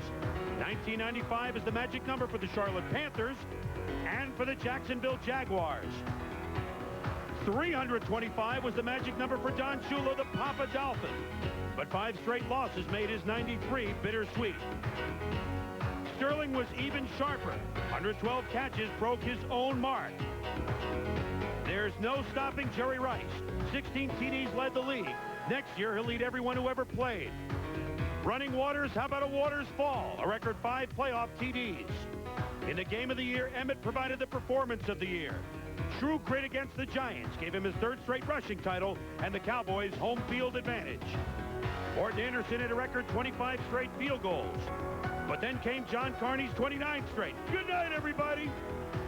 Jackie wiped the slate clean. His 246 games set a mark for offensive linemen. Howie didn't look long in the tooth, but today's Pro Bowl will be his final burst. Unfortunately for the NFL's number 2 rusher, there's no such closing glory. But what a close for LT. A superhuman effort against the Cowboys before a teary end 2 weeks later. Jack Pardee can now say he's seen it all. A sideline coach's brawl and a playoff second-half collapse as Joe and the Chiefs put it in the Oilers' face. Despite a great season, Leon just couldn't let it be. But how about them Cowboys? If you're going to talk the talk, you got to walk the walk. Dallas looked to strut to a rare repeat Super Bowl win. A 13-6 halftime deficit failed to scare Emmett. A 24-0 second half left no doubt who was the best team and who was the MVP. The Bills remain game, but alas, overdue. To the victor go the spoils. The back-to-back Cowboys have reached terrified hair. I guess we're going to get used to that scene, the Cowboys winning a Super Bowl. 3 great moments. It's sort of like the way this Pro Bowl has gone, Michael, the last couple of years. The NFC dominates it going up and down the field. Then all of a sudden, the last play of the drive, AFC gets their numbers up, and you wind up with a very tight game, like we have a tie here. Time of possession still in favor of the NFC. It was obvious. The AFC got that one drive to get back in the game. Now they're going to get the ball back.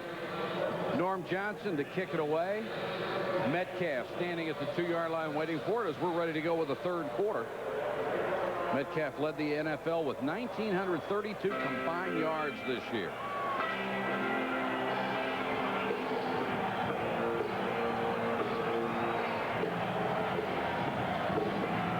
Metcalf from the 3. Johnston made a dive at him, didn't get him, and then he's planted as he got to the 22-yard line. The individual leaders in the first half. Boomer, of course, came on late, hit 4 out of 6 on the drive that led to the field goal. 8 yards is the leading rusher. That's Keith Byer. Eric Green had a couple of catches. Junior Seau, some big plays on defense. For the NFC, Brett Favre also came in late, hit 9 out of 13. Jerome Bettis, an impressive first half. Andre Rison, 5 for 53. And Hardy Nickerson with the 5 tackles to lead the NFC defense. Elway back in there at quarterback. Rifles one complete to Fryer, and he's got a first down. Mike, I'll tell you something interesting. If you can remember back to the first possession that the AFC had the ball, that's the exact same pass that John Elway threw the first time he had the ball last time. It's just a quick hook. It's a 5-step drop. 1, 2, 3, 4, 5. Little shuffle, plant, and cut the gun loose. Irvin makes the catch. Great job of catching with the ball away from the body. Fryer in his 2nd Pro Bowl, his 1st with the Miami Dolphins. Trying to get something started on the ground, and Thurman Thomas gets maybe 1. McDonald is up there along with Reggie White. You know, people, and we talked with Thurman, Tommy did on the sideline in the 2nd quarter, and people, I guess, in Buffalo are down on him, but they won't be down for long. To put into perspective what Thurman Thomas has done, he's gained 7,600 yards as a pro. Leroy Kelly, one of the Hall of Fame inductees, gained 7,200 in his career.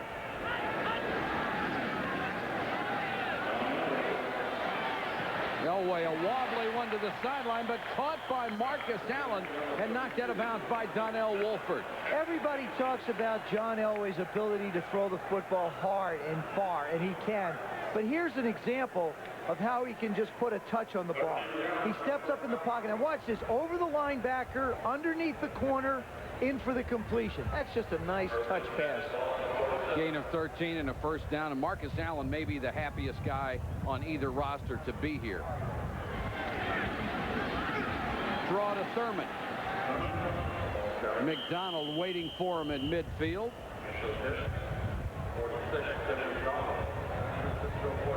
Here's Ricky Jackson, the oldest player on the NFC squad. 13 years in the NFL. Remember, he played in the USFL before that. So he's got some mileage on him, but he shows no signs of slowing down. I'm sorry.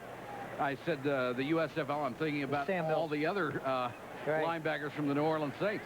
But just a tremendous career, 4th all-time in sacks.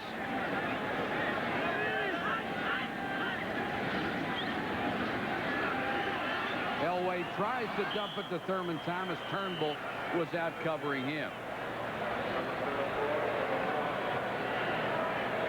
Of course, Ricky Jackson came into the league the same year as Lawrence Taylor. LT's brilliant career done, and Ricky Jackson just keeps on going. And I really think that this is the last year you're going to see Ricky Jackson in a New Orleans Saint helmet.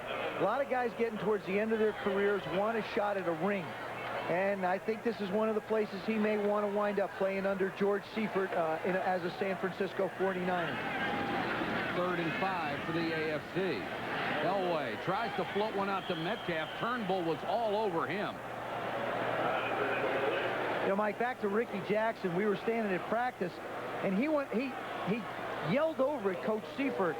He said, "We're going to be in the Super Bowl next year," talking to George. And, you know, I sort of stood there and I said, "Well, what do you mean we're going to?" He says, "Either San Francisco or Atlanta. Those are a couple places I'd like to go." He feels like those teams have a chance to go to the next level. And he was talking to Coach Seifert about being in the Super Bowl next year. Montgomery to kick to Hughes. Nice high floater. Hughes signals fair catch and fumbles the football. Touchdown AFC.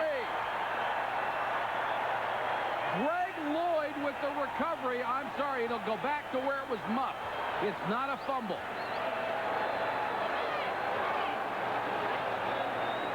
Big mistake by Tyrone Hughes. He called for the fair catch and then backed up by and couldn't come up with it. Well, when I was a punt returner, you used the 10-yard line as your line of demarcation. You got to the 10. If it went over it, you let it go.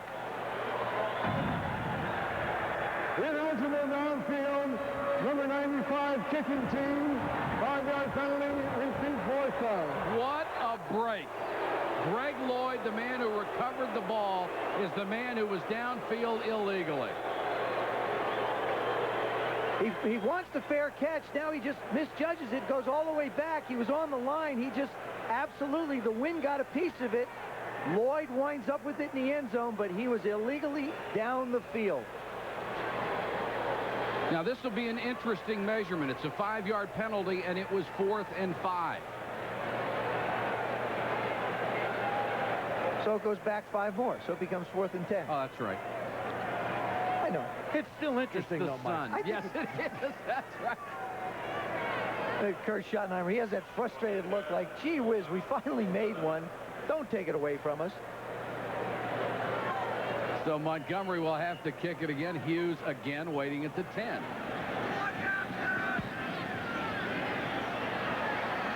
Glass this one. Yeah, there was no question that he was not going to try and catch it. A 53-yard punt from Greg Montgomery. The NFC will start at the 20.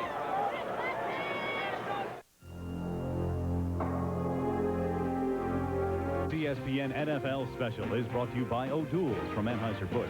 Premium beer taste without the alcohol. And by Delta Airlines. You'll love the way we fly. Back at the Pro Bowl in Honolulu, we're in the 3rd quarter. The NFC and the AFC tied at 3, and we have some terrible news for you for Brent Jones and the San Francisco 49ers. Their all-star tight end broke his ankle. He led the NFC tight ends in catches and yards this year, and very sorry to have to pass that along, and terrible news for George Seifert. Hopefully it's something clean and doesn't involve ligament damage or anything else. Favre starts the second half. Throws to Rice, and Rice is obliterated by Atwater. You ever notice when Steve Atwater tackles somebody, he's always going in the direction that he wants to, and they're not? Good little play action fake. Jerome goes up the middle. Atwater sees it coming. Favre lays it out there. Jerry has no idea Steve's in the area until contact is made, and then he's positive it was Atwater or Smith. Or Smith. Just a devastating hitter at 217 pounds. First down NFC. They continue to dominate the stats, but are tied at 3. Bennett, so successful in the first half. Let's get down to Tom Jackson. TJ? I'm here with McCain High School's finest, Randy White, Hall of Famer. You come into the league out of Maryland as an All-American linebacker. You get switched when you get to the Cowboys to the defensive line. Were you worried about the move, excited about the move? Well, I was really comfortable when I got back into the defensive line. Playing linebacker was really an unnatural position for me because when the quarterback dropped back, I wanted to chase him. And, you know, in practice one day, I was covering Tony Dorsett one-on-one out of the backfield. I knew my future was not at linebacker. So when they put me back at defensive tackle, I really felt comfortable and enjoyed playing that spot. You played with so many great defenses, Randy, doomsday defenses. Any one thing that sticks out in your mind about those group of guys? Oh, you know, I have a defensive line. I played with guys like Ed Jones and John Dutton, Larry Cole, Harvey Martin. You know, these guys are great guys, and one of the reasons why I'm here today is have an opportunity to play on the defense with those guys coached by Ernie Stautner and Tom Landry. I mean, you know, those are all fine, great people, and it's a pleasure for me to be here today. Congratulations, Randy. I know he's speaking the truth. Super Bowl 12, I'm reminded. Okay. All right, Tommy. Not only was he one of the greatest players of all time, he was one of the great mean players of all time. Favre on third and short, throwing in the flat, and Eugene McDaniel almost had the shot at the interception. Mike, I want to make a comment about Randy White. A lot of years I had a chance to go up against him. He's the greatest defensive tackle I ever personally lined up against. And you're right about his mean nature. He wanted to hurt you. There's a great job by McDaniel just closing on the ball. Now, Terry McDaniel is called upon to play man-to-man so much in that Raider defense. It's got to be a natural thing for him to be in the Pro Bowl, not only this year, but many more years to come. Second Pro Bowl for McDaniel in 6 years in the NFL. Camarillo punt to Metcalf on 4th and 3, and here comes Ricky Jackson onto the field for special teams. And the play clock just ran out on the NFC on the special teams mix-up. He's still not sure he's supposed to be out there. So he's going to ask George, and George says, I don't know. Let's see if we can find Alan Lowry, our special teams coach. That's Ricky Waters going to go. Oh, see, it was a Ricky. That's what it was, Boom. It was a Ricky. They just weren't sure which one. Ricky is it? Ricky lost that number. That was the problem. None of these guys, when the punter comes on the field, it's these regulars, okay, time to sit down and relax. Oops, there's 11 of us that got to go out there. This is news.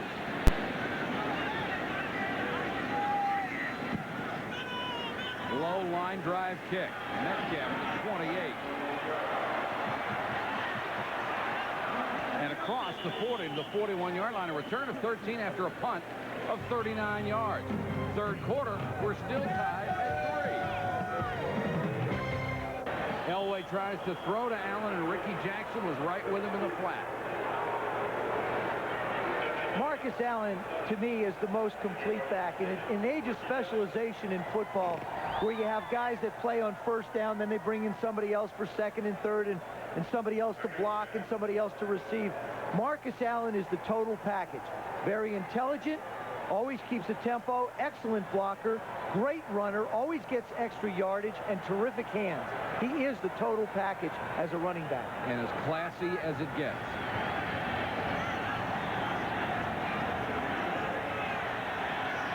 Trying to step up, throws intended for Miller and just rocketed off of him.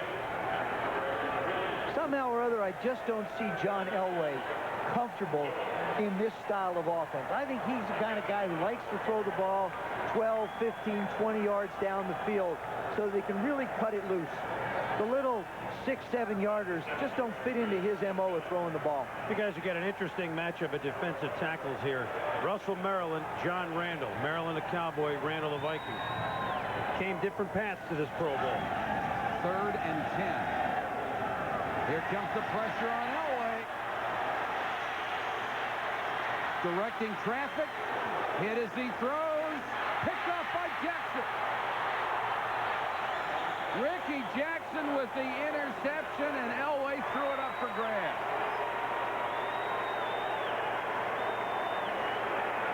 Mike, when that one left his hands, it wasn't going to end anywhere good. You just had that feeling.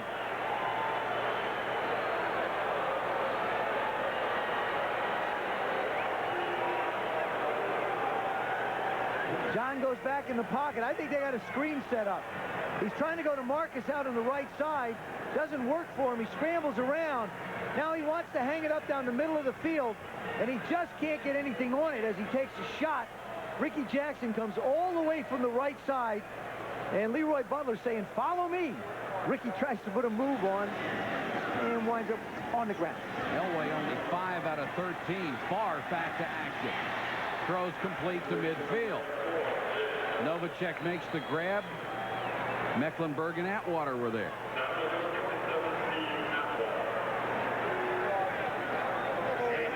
Not bad for a 13-year veteran. Well, that seems to be the new thing now. Anytime anybody does something special with the football, they take it out of play. Wilson's got to be thrilled because they just got to keep making more and more of them. But you know, that time Ricky handed it. We saw Ricky Waters at the end of the season this year score 5 touchdowns in the playoffs, handed everyone, put them away. 2nd and 1. Hampton has the first down. Lloyd and Long combined on the tackle. Emmitt Smith had a whole new trunk made, didn't he? I mean, every time he scored a touchdown, it went into that trunk.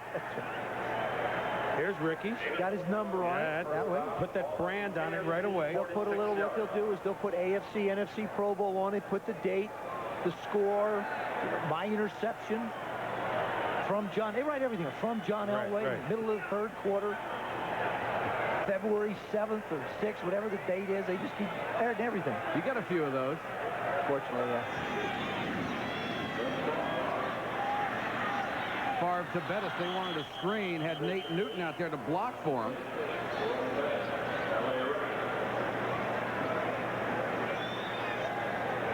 You know what I used to do when it was like when the game got this way, got a little, I'd just throw a deep ball.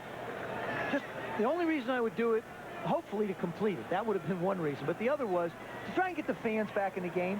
They love to see the ball go down the field, and you figure, oh, why not? We'll just pump one up there on 2nd down, and if we make it, great. If not, I can try and pick up the first down on 3rd. And the wind has died down. It's been brutal all day.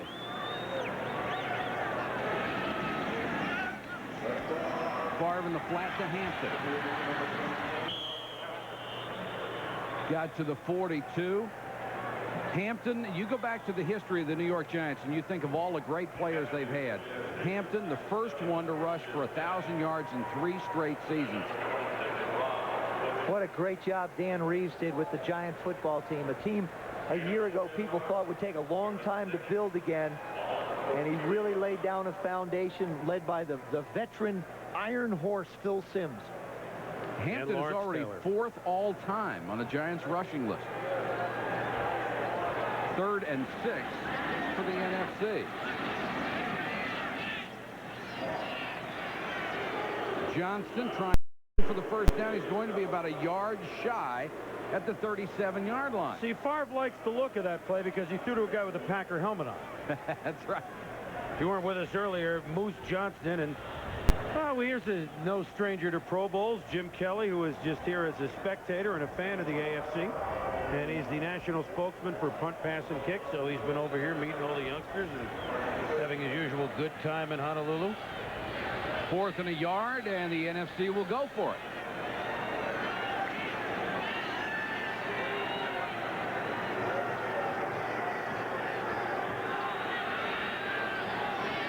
Play clock down to 1. They just get it off. Bennett has the first down inside the 35-yard line.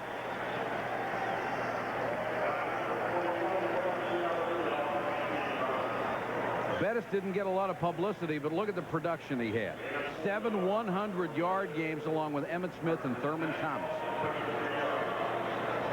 Of course, he was running behind Jackie Slater, who has led a lot of guys to 1,000-yard seasons. Slater isn't here this year. What's he in about his 28th year in the NFL now? One more left. I think one more year, possibly going to come back. He'll be getting paychecks and Social Security checks at the same time. Bettis again behind Hampton. Great cut. Nice moves. Robinson again makes the tackle. Bettis 11 carries, 39 yards. Take a look at the rushing leaders this year. Of course, Emmett wins it again, 1,486 yards. Just a brilliant performance. Bettis finishes second, the rookie from the Rams. Thurman led the AFC, and then Eric Pegram and Barry Sanders. Pegram, the only name that might really shock people if they didn't get a chance to follow the Falcons this year. The workhorse. Bettis pounds his way to the 23-yard line. You know, because Emmitt Smith and Troy Aikman aren't here and Michael Irvin's wearing an Atlanta helmet today, I mean, we're not talking a lot of Dallas, but I just want to say something about what Emmitt Smith has said this week following the Cowboys' victory in the Super Bowl and his MVP performance. And by the way, that game he played in Week 18 against the Giants was one for the ages. What Emmitt said was, and isn't this refreshing for the youngsters, and people say the athletes have changed, I want to be the very best there is. People say I might be in the Hall of Fame with my numbers now. Only thing I know is I'll be in the Hall of Fame if I pass Walter Payton. I want to be the best. Refreshing, Emmitt. What a year. He may very well make it, too. Hard. Sidearms one to Rice, and he couldn't hold it. Well, that baby got there in a hurry. He's scary. You know, Brett Favre is... Mike Holmgren's sitting there going, oh, he hasn't learned anything since the season ended. He gets his body off balance so much, and that's the big problem. He constantly rushes the pass, and he steps backwards when he's trying to throw the ball forward. He's going to have to bring his body under a lot more control. Then he'll be able to control the football a lot easier, and the interceptions will go down. He's the only guy I've ever known who has to take a sedative before a game to slow him down a little bit. 2nd and 10. Favre guns this one, knocked down at the last moment by Woodson. Great play. Well, Rod Woodson had those 7 interceptions before the season was almost underway. That was as good a coverage as you can get, Joe. It really was. Actually, it's an excellent route, an excellent thrown ball. Favre looks at the receiver.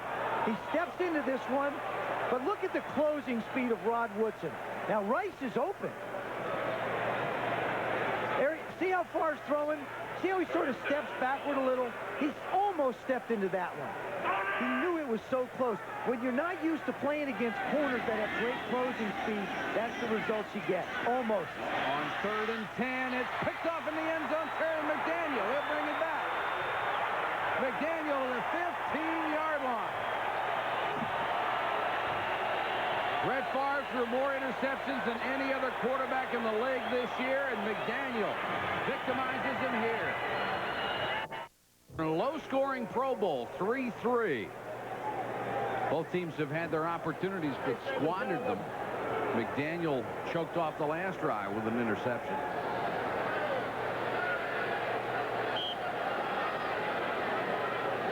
Little footnote for you trivia buffs. In the 57 previous All-Star and Pro Bowl games, there has never been a touchdown-less game. How about that? History in the making. Well, let's hope not. Warren Moon in at quarterback. And Metcalf has to go right through his hands. Brett Favre has certainly forced the ball places on this one. Watch the right part of your screen. Little out and up to Jay Novacek. He lets it go in anticipation of Novacek being someplace, but you talk about high, wide, and right. Terry McDaniel does a nice job of keeping an eye on the quarterback as well as his guy. And Brett Favre's thrown another one up into the air. I mean, you know, it hasn't been just the interceptions, but it's been interceptions down close to scoring areas that has really haunted Brett all year. It's something that he's aware of and he's going to work on. I hope so. Moon on 2nd and 10, and Eric Allen had a touchdown.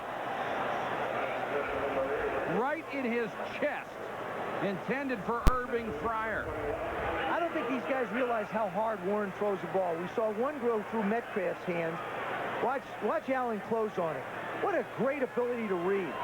Fryer tries to work out, and Eric lets it get to his chest. Once it gets to his chest, it just caroms off it. like a ricochet. It's the tightest spiral you'll ever see, isn't it? Yeah. Throws a beautiful ball.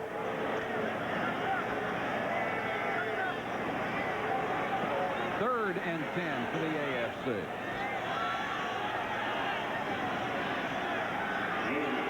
Richard Dent coming from behind, and Moon has to get out of bounds. And Tim McDonald went down hard in a collision with his teammate Sean Gilbert.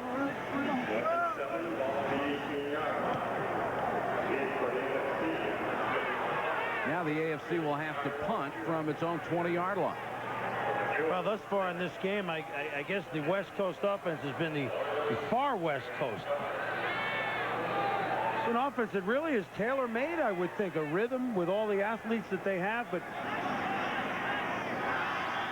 Montgomery has blocked. Ronaldo Turnbull.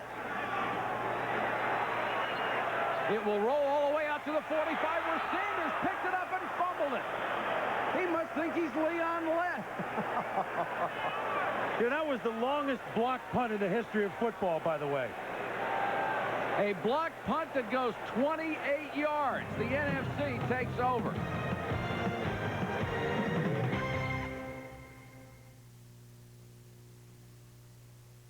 This quarter tied at 3. Ronaldo Turnbull, you'll see him as the third man in from the left. Junior Seau just barely gets a hand on him. Matthews knows what happens. Turnbull comes in, knocks it. Now, as this ball's spinning down the field, you see the AFC players saying, or the NFC players, get away from it. That's Tasker. Now, Deion Sanders, he sees everybody slow down. He says, well, I got an opportunity. Up, nice play by Greg Lloyd. And an excellent job by Tyrone Hughes covering it up. Bettis on the delay from Bobby Hebert, the new quarterback. Played nearly all year with the bad elbow. Bobby Hebert is here because Phil Simms is hurt and did not make the trip. Now, Hebert is also hurt. He has a tendon problem on the right elbow of his throwing arm. He was scheduled for surgery this past Tuesday, but said the opportunity in the Pro Bowl was not something he wanted to give up, so he's going to have it operated on this coming Tuesday. I talked to him the other day in practice. He's just thrilled to be here. His first one. And it's Howie's last. And he's delighted to be going out this way.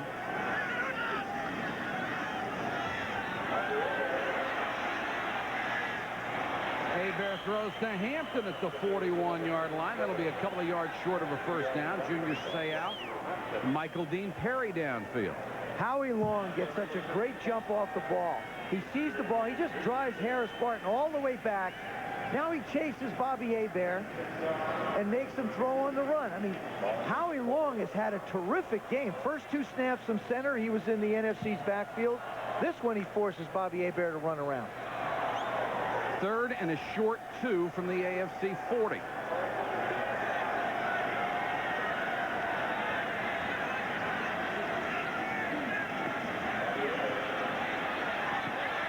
Hebert, a wide open Bryson, what a catch! Holy cow, what a catch! That's impossible. How good is good? How good is good? Gee whiz. He'll be styling now. Watch this. He's just gonna reach out and touch something. The football, one hand. Look at that. Keeps both feet in, manages possession of the ball. It's incredible. Absolutely incredible. What a presence on a field. 1,242 yards this year, third time in his career over 1,000.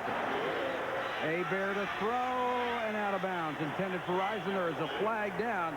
He was covered by Woodson.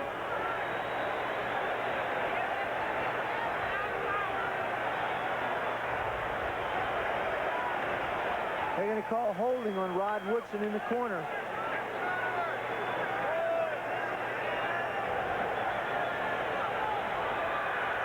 Holding, 26, defense. He's saying it's uncatchable, but it didn't matter what I did to him. It's kind of what Marty's saying. Just in from the Australian Bush Company to coach this game, Bush Country. So spot the ball inside the 5. First and goal. Bettis behind Johnston. There's a flag on the play. It is a touchdown. Bettis is celebrating. Let's see if it stands. Hebert indicates it's against the AFC.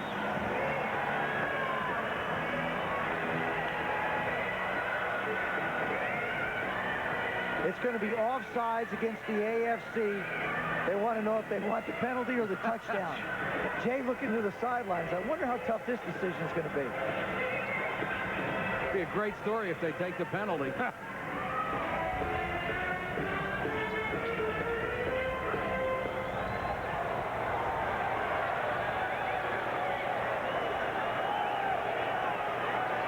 How can this take this can't be that interesting.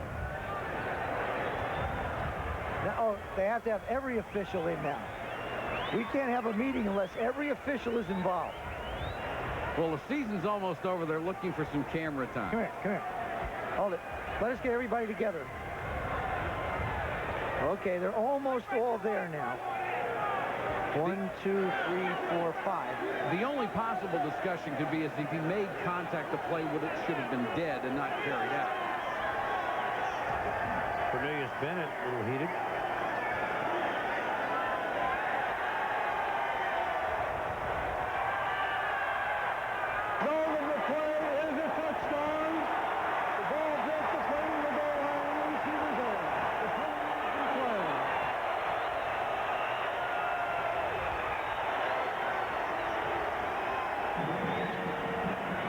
Moose, number 48, coming through the middle.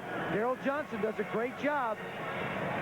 And you see Jerome Bettis. Now, the question was, did the ball break the plane, or was he on the ground before that? I guess if you want to talk to Jerome, throw a cone. There you go. Throw a cone to the camera.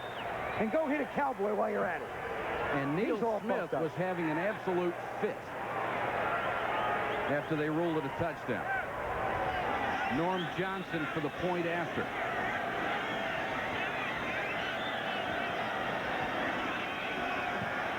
Johnson with the follow, and it's 10-3.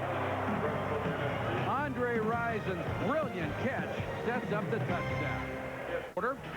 And welcome back to Hawaii. And now for the final time this season, a word from our friend, Ross Perot. While I've been enjoying the fun and sun of Hawaii, I've had a chance to reflect on and analyze the biggest story of the season. The new TV package, a.k.a. Economics 90210. Looks like the fox got himself into the hen house, didn't he? That leaves CBS with the Day Late and Dollar Short Award. 38 years of distinguished service, see you, CBS. And in a related matter, what about these poor souls who for the last 7 years have masqueraded as journalists covering this Hawaiian holiday? Well, boys, the party's over. No more Pro Bowl, no more luau's, but we've got plenty going on back at the ranch they call Bristol. See you there. Thank you, Ross. Oh, that's why I didn't vote for him. For I don't need deep that. needle. I don't need that. He take the needle. I don't think I get the needle out. He doesn't pull any punches, does he? Oh, boy. Eric Metcalf waits at the 1-yard line. I may not vote for him next time. No, I don't think he ever deserves a vote after that. Metcalf at the 4. Buried, and Elbert Shelley in on the tackle at the 17. Let's go to Tom Jackson. Here with one of my real heroes, Leroy Kelly. I grew up in Cleveland. He played in Cleveland. 1971, the first AFC, NFC Pro Bowl. 23 future Hall of Famers, including yourself. Did you realize the company collectively that you were keeping? Well, not really, Tom. I tell you, when I found out I was inducted, it was just a great feeling, and not only for me, but for my whole family. You know, just everybody, my friends, and everybody very happy about it. You know, I think about the fact you followed in Jim Brown's footsteps. Jim Brown first, and then watching you. Extra pressure involved in dealing with that? Well, I wouldn't say so, because I learned a lot from Jim. You know, and my first 2 years, I was on the specialty team, so you know, it took me a little while to adjust to professional football. You know, I think the 2 years where I was on the specialty teams helped me out a lot. 44 etched in history. Mike? All right, thank you, Tom. AFC had to use the timeout. The play clock was running down. Warren Moon was having trouble getting people in position. Michael, update on Brent Jones' injury, which it is a broken ankle, but it's such that he can be working out in 6 to 8 weeks. So, Joe, it's, as you described, a clean break, although no break is clean when you come to the Pro Bowl just to enjoy yourself and play among your peers, and then that happens. But it seems like that won't be a problem. Michael Irvin, and there's Brent. And that's, we haven't had one of these over here for quite a while. I can't remember one. We've done this 7 years. And I don't remember an injury that, would involve. But at least Brent's still somewhat smiling, which is good. Michael Irvin injured his lower back in the game. His return is questionable. There he is. He's miffed about his cowboy helmet gone, though. Maybe that's what's injured. The good news is it doesn't seem serious there. 1st and 10 for Warren Moon in the AFC. Chris Warren out to about the 23-yard line. Hardy Nickerson in on another stop.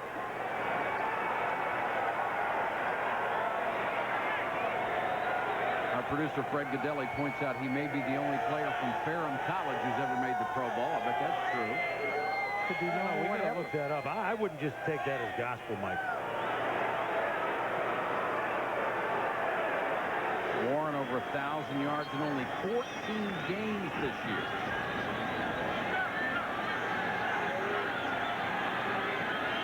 Second and 4 is Richard Dent, who hasn't been called out too much today, trying to get up a pass rush, and Eric Green is overthrown. Yeah, but he had one heck of a year and played his way into free agency.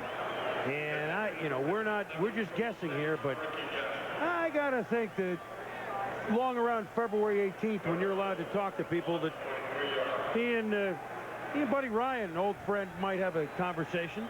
That's where he ranks all time as far as sack leaders go. Reggie White, LT, greatest outside linebacker ever to play the game, and Richard Dent, a real specialist. I think that would be the way I would look at it, as a real pass rushing artist. He studies players.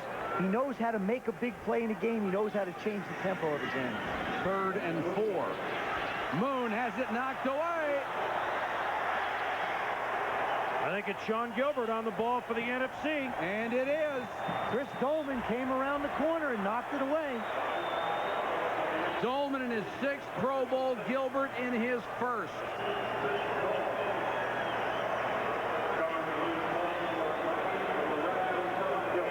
We were talking about the greatest 56 of all time. Well, here's another one that's right up there. Dolman, right part of your screen. He just comes around Webb. Fighting. Richmond Webb does the best job he can. Warren Moon really not used to, I think, hanging in the pocket the way he had to there. Didn't get a chance to step up. Chris knocked the ball away. And a big break for the NFC, already leading 10-3. They have it at the AFC 19-yard line. 26 seconds to go. 3rd quarter.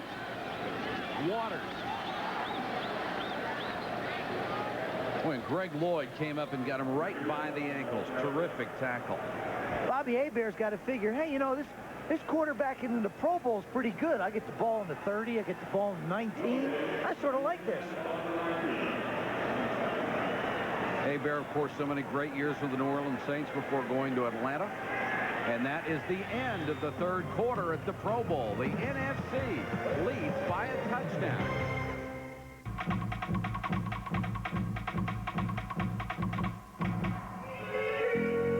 The Lighthouse at Diamond Head, Waikiki in downtown Honolulu. One of the beautiful sights here in the Hawaiian Islands.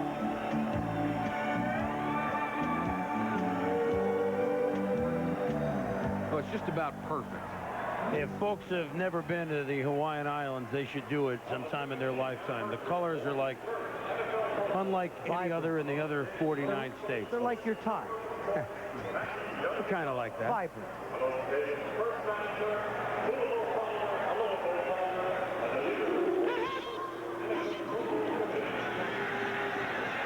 Hebert to Hampton, and Hampton had a man on his back, and there are the flags. Cornelius Bennett was all over him. Well, the reason why is Bobby threw a changeup that time. Yes.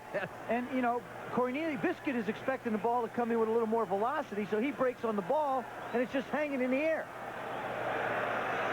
This interference, 97 defense, automatic first down.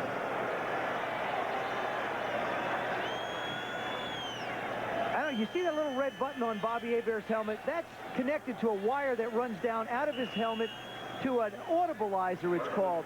And what it will do is it'll increase the volume of his cadence, and these are located towards the end zones inside the 20-yard lines, and they'll be utilized in all four corners of the end zones to help quarterbacks communicate with crowd noise becoming so loud in different stadiums. Gerald Johnson gets the carry inside the 15. Yeah, but supposing he has some rock and roll music in his helmet that he wanted to, you know, flick the button on. And I don't think he can get that. I don't think, but it's part of an experiment. I'm sure that might be included in the future for the NFL. But the NFL continuing to try and make the game more efficient for the players. That little red button, all he has to do is touch it, and for 25 seconds, it'll increase the volume of his voice, and the receivers should be able to hear better, as well as the offensive tackle. 2nd and 8 for the NFC, as well as the announcers.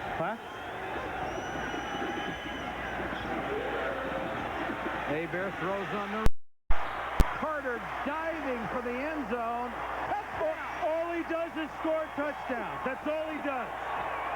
Greg Lloyd is saying he was down at the 2. It was a delayed call.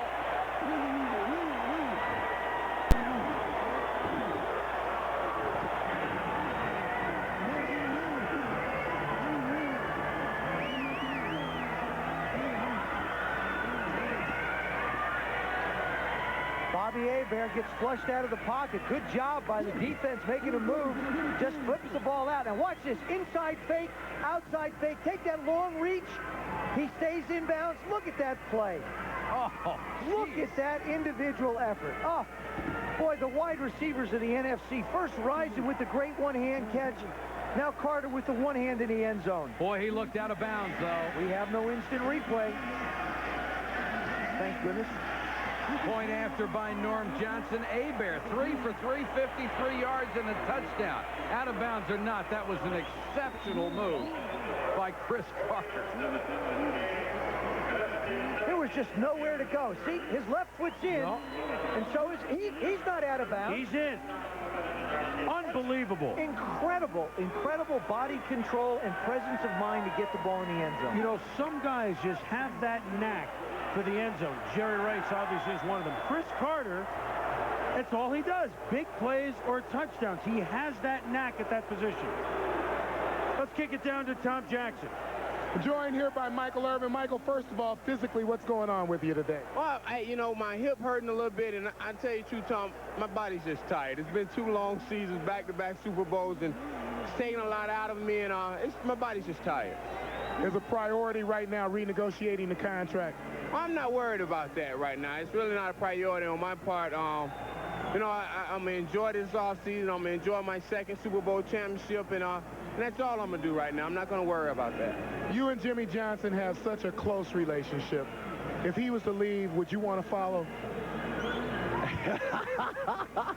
Are you asking me that right here in front of the whole world now? Come on, Tom. Hey, we do have a great relationship, and you know, I respect him a great deal as a coach, and hey, if he leaves... Big part of the dynasty, folks. Mike. TJ, I think you could take that big, sustained smile as a yes, couldn't you? Don't read into things now, Mike. No. Don't start controversy. Eric Metcalf waiting at the goal line. AFC could use a big return. Oh, Norton with a shot. Big hit at the 31. Norton is playing with a torn bicep, and he is going to wait for surgery till after this game. Let's go back to Tom. Chris Carter, what about that catch? What'd you do, man? It was a little pivot route. We came back outside, and Rob Wilson was sitting inside. Bobby got flushed out of the pocket, made a good throw, and I just hesitated there and took it to the end zone. Stuck it in there. Everybody gets lucky every once in a while. in the top 4 wide receivers all around this league? Well, I can't say that. I just try to make the plays. When they throw me the ball, I make the plays, you know.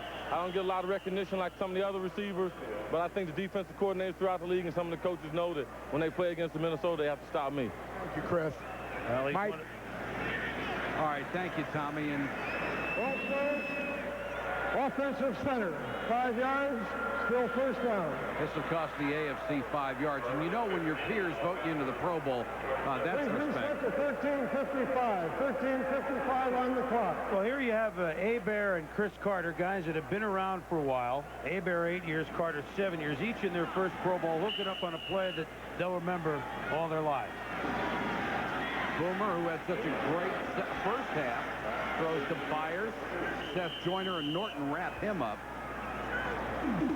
Hope you'll be with us tomorrow night for Big Monday at 7:30 from the Big East. Number 15, Syracuse, really starting to come on against Georgetown. Then at 9:30 from the Big 8, Oklahoma and Oklahoma State. Midnight from the Big West, Long Beach State and UNLV. And Shannon Sharp makes the catch.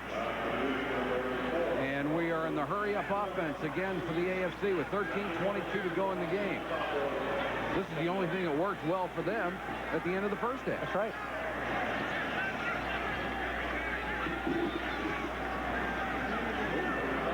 Esiason up the middle, and Reggie White is right there. Gain of about a half yard. The third quarterback in the game for each squad, Hebert and Esiason, are really the ones moving the ball effectively. It's interesting, too. I don't think that this hurry-up includes many running plays. Yeah. I think that's the one thing that we've seen out of this offense. It does not include a lot of running plays. The ground game has been non-existent.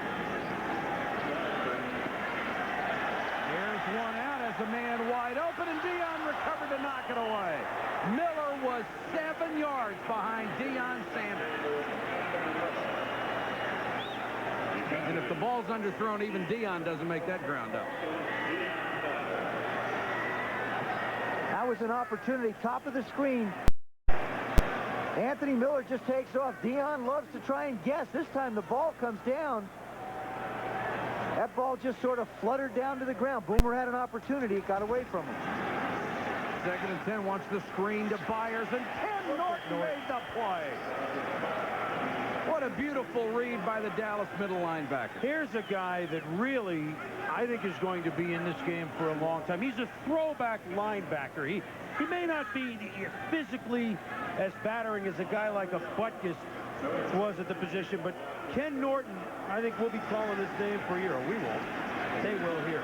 3rd and 13, and Randall hit him from behind. The ball came loose, and Richard Dent has it for the NFC.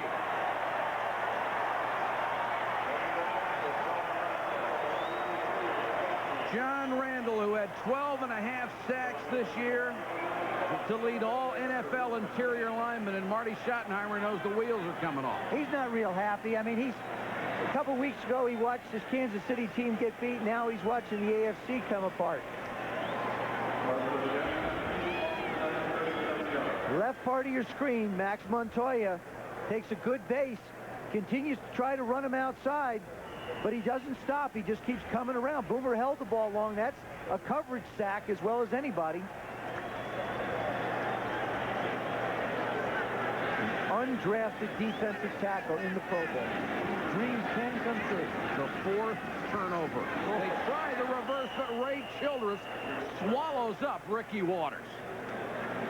He is such an outstanding player. The guy gives 100% every minute he's on the field.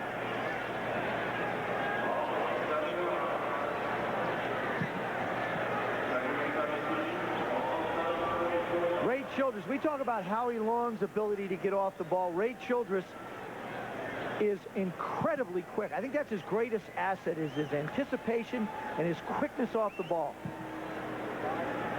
And not built like a defensive lineman at all. He doesn't carry an ounce extra on that frame. Deion Sanders is in on offense. They throw to Novacek, and he is drilled by Woodson.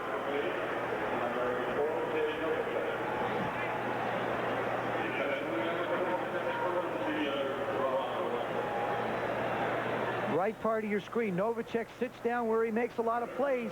Woodson closes so quickly he doesn't have a chance to get away with the ball. And big Eric Williams. on Neil Smith, just hanging on a little bit. Boy, they call Harold Ballard House. Eric Williams has got to be another house. Hebert facing 3rd and 17.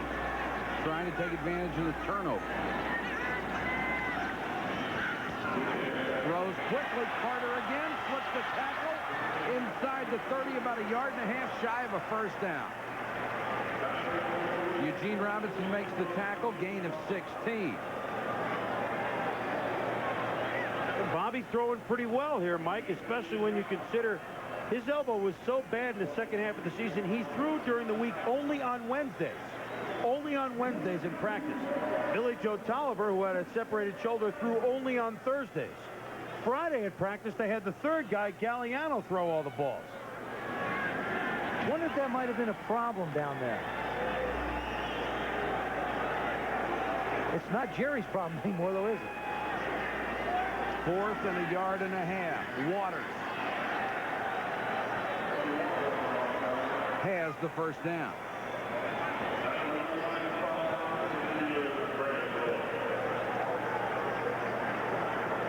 Coming up shortly, February 15th, the deadline to designate the franchise and transition players for each ball club. Then on the 18th, teams can begin signing unrestricted and restricted free agents, and trading begins. And there will be a lot of activity. You're going to have to get used to this. This will be a staple of professional football. And they bring out the chains, and it is a first down after all. You know, the free agent signing period, I mean, it goes on forever. I mean, it goes from February 18th, which you showed, Mike, up to the middle of July. Marcus Allen certainly took advantage of it last year, as well as Tim McDonald, who's also in this game. George Seifert looking to improve his team on the defensive side of the ball. No specific positions, but in general, his defense. Waters behind Johnston, and Junior Seau missed him. Waters, nice cutback inside the 20-yard line before Leslie O'Neal brought him down. 21 players in this game are free agents, and here's a look at them. There's the trio from Buffalo. Nate Odoms, of course, tremendous season as an interceptor. Darrell Johnson is playing fullback here. 3 from Houston, Jones, Jeffries, and the terrific punter Montgomery. John Alt, tackles are prized. Ricky Jackson and Ronaldo Turnbull, a pair of linebackers from New Orleans. Seth Joyner, Eric Green, and Anthony Miller. There are 3 of the prizes anybody would want to have in this league. Deion Sanders is in, and Howie Long is not quite that quick. May have guessed. You know something, Bobby Hebert just continues. Encroachment, 75, defense, 5 yards, still second down. He just continues to do all the little things. That time he goes with a hard count. He knows the AFC has to make a play. He knows Howie Long is over there. Ray Childress, another one like him, gets off the ball so quickly. Howie will jump off the sides at least twice a game because you can just hut him. Worked that time. 9-11 to go in the ball game. Waters on the delay. Breaks another tackle, gets inside the 10. You know, back to the free agent conversation. You know what's become a lot is recruiting. I mean, there are players here recruiting other Pro Bowl teammates. Hey, you ought to look at our team. It's a great system. It's a great place to live. The ownership is good. The coaching staff is good. I mean, players outwardly talk about recruiting almost as if it was back to college. Oh, it's exactly like that. They bring them in, they wine them, they dine them. You know, you don't have to worry about getting put on probation either. That's the neat thing about what we're doing. It's all a matter of dollars. And what the biggest thing for the free agents, though, is do they have a chance to go after the ring? That's the one thing you hear from all the guys. Waters again. Junior Seau had him around the ankles, then got some help at around the 7. If you're waiting for Sports Center, bear with us. We have 8 minutes and 14 seconds to go in this. NFC already up 17-3, taking time off the clock and driving for another score. We had the chance to play golf with Leslie O'Neal the other day. He's pretty serious about that sport, too, isn't he? He's real serious about it. And, boy, can he hit a golf ball far. We played in about 30-mile-an-hour winds, and he just continued to knock the ball 280, 290 into the wind. Came back from the worst knee injury that many people have ever seen. a remarkable return. Hebert throws intended for Rison, and he was tied up with Nate Otis. They're looking for a penalty. Nate was just playing. Nate played some pretty good man-to-man in this ball game, fellas. Yes. I mean, not that he didn't do it all year long, but he's been blanketing those guys. I remember, Mike, we did the Michigan State game when Andre Rison was a senior. We did, I believe, at one of the bowl games together. Gator Bowl. And on Friday at practice before the game, I remember him diving for the balls, and I thought, this kid has really got something special, and he's been exactly that way as a pro. Year after year, consistent, great performer. Norm Johnson will come on to try a 24-yard field goal. He is 1 of 2, and they'll whistle the play dead. Hit from 35 yards, missed wide right from 39. He'll try from 24 when we come back. This ESPN NFL special is brought to you by Sea-Doo Watercraft. For fun on the water, everybody's doing it. Sea-Doo. And by McDonald's. What you want is what you get at McDonald's today. Russell Maryland was the NFC special teamer who was late coming onto the field as they tried to set up for the field goal. See, Jay Novacek got the one finger up. He said, we're one guy short. You think we can get Russell out here? Now I don't have enough time. Now Daryl Johnston's on the wing. Russell is still one man short. He's on the sideline, but he is. Russell Maryland is an interesting story, Bowman. He came over here a few years ago just to be around the Pro Bowl players so that he could find out what it took to be good enough to be able to play in the Pro Bowl. And I was talking to him on the sidelines during practice, and he said, you know, the amazing thing here for me is I'm lined up next to Reggie White. As great as he is, I have 2 rings, and he doesn't have 1 yet. He said, that's just unbelievable. Norm Johnson to make it a 17-point lead. He hooks it wide. Now, he has missed 1 field goal in 13 months. He missed 2 in today. Well, his record's intact on the continent. We'll be back. He's attained every individual honor possible in this game, yet he feels his career is incomplete. You know, this is my 8th time being here, but as you can see, my fingers are empty. And, you know, it's great coming. It's great being here, but, you know, I would trade 8 of these for 1 championship in a minute. And, you know, I hope that as we continue to work and move towards those goals, that we can put one together and win one before I retire. When he started so slowly with the Packers this year, he said he really appreciated Mike Holmgren coming to him and saying, just hang in there, man. The good stuff will happen for you, and it did. Boomer throws on the run, incomplete. Leroy Butler on the coverage of Tim Brown. You know, they play Reggie at the defensive end position, and in truth, the game that we did, I feel like as a tackle, if he was to play the true tackle position, that's where I think he's so much more disruptive. Now he's up on House Ballard. Now Ballard's 300 whatever. Look at how strong he is. Is that incredible? But we're talking about picking up an entire building and throwing. Back to live action. Brown makes the catch out at the 26-yard line. It'll bring up 3rd and about 4. And the AFC in the hurry-up offense with 7:13 left. And Gordon McCarter steps in.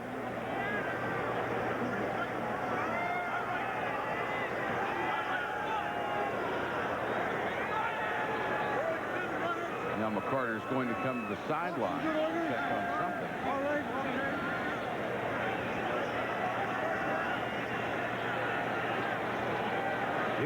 It's the only way to slow down the hurry-up offense for the ref to come to the sideline. This shades of Boomer as a Bengal, isn't it? They ran that all the time for Sam White. Straight up the middle, Chris Warren. Brought down by Leroy Butler at the 46-yard line, a gain of 19.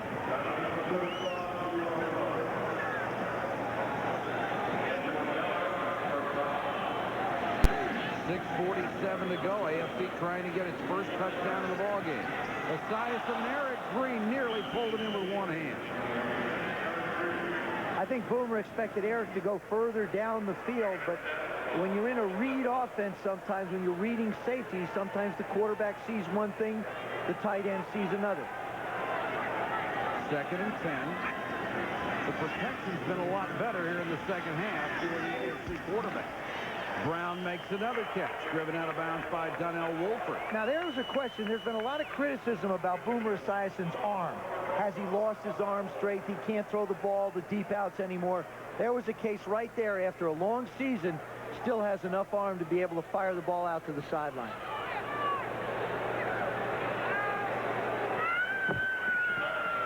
Boomer dumps this one over the middle to Byers. That's what he's so good at, the short catches. Norton and McDonald on the tackle.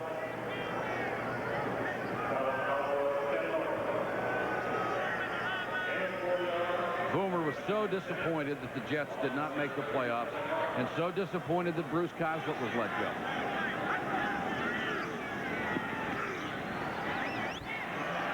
Haywood Jeffries makes the catch, fighting for extra yardage, gets to the 22-yard line before he stops. Haywood Jeffries didn't have the greatest year that he's had in Houston, but was a very solid performer. And word is out of Houston that Dick Corey will probably be named the offensive coordinator, and Kevin Gilbride will get kicked upstairs to a higher position as the assistant head coach as they begin to implement a different style of offense besides the run and shoot, I should say, in a complement to the run and shoot. And Warren Moon's future as a Houston Oiler, I think, is up in the air. I think his age is a question. If they're going to make a transition in the offense is a question. And, of course, the dollars that he's earning. He's at $4.5 million. Cody Carlson's, I believe, at 2.5 or 3. So you're talking over 7 or close to $7 million in quarterbacks. You can't have that on a football team. What would become very scary, gentlemen, would be if Warren Moon would wind up in Atlanta under June Jones, who he has played for before. With that speed? With all that speed at wide receiver and the experience and the great physical condition that this guy's in, somebody definitely to consider. 3rd and 8 for Esiason. They've got to convert. Floats it to the end zone too high for Tim Brown, and he saw Carrier coming. Wolford was behind him.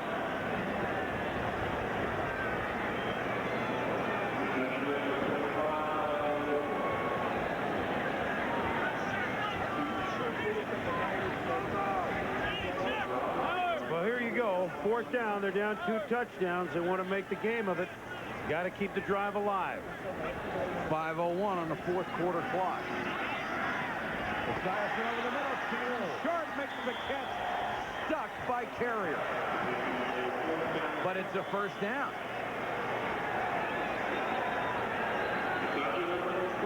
Shannon comes from the left part of your screen. He's really not the true tight end type. He's a little bit smaller than your true tight end as far as size goes, but he has all the talent and tools.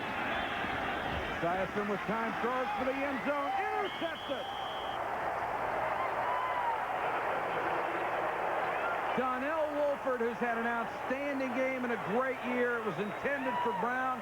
He had great position on him and took the tipped ball. 4:30 to go in the game. That may have been the AFC's best and last shot.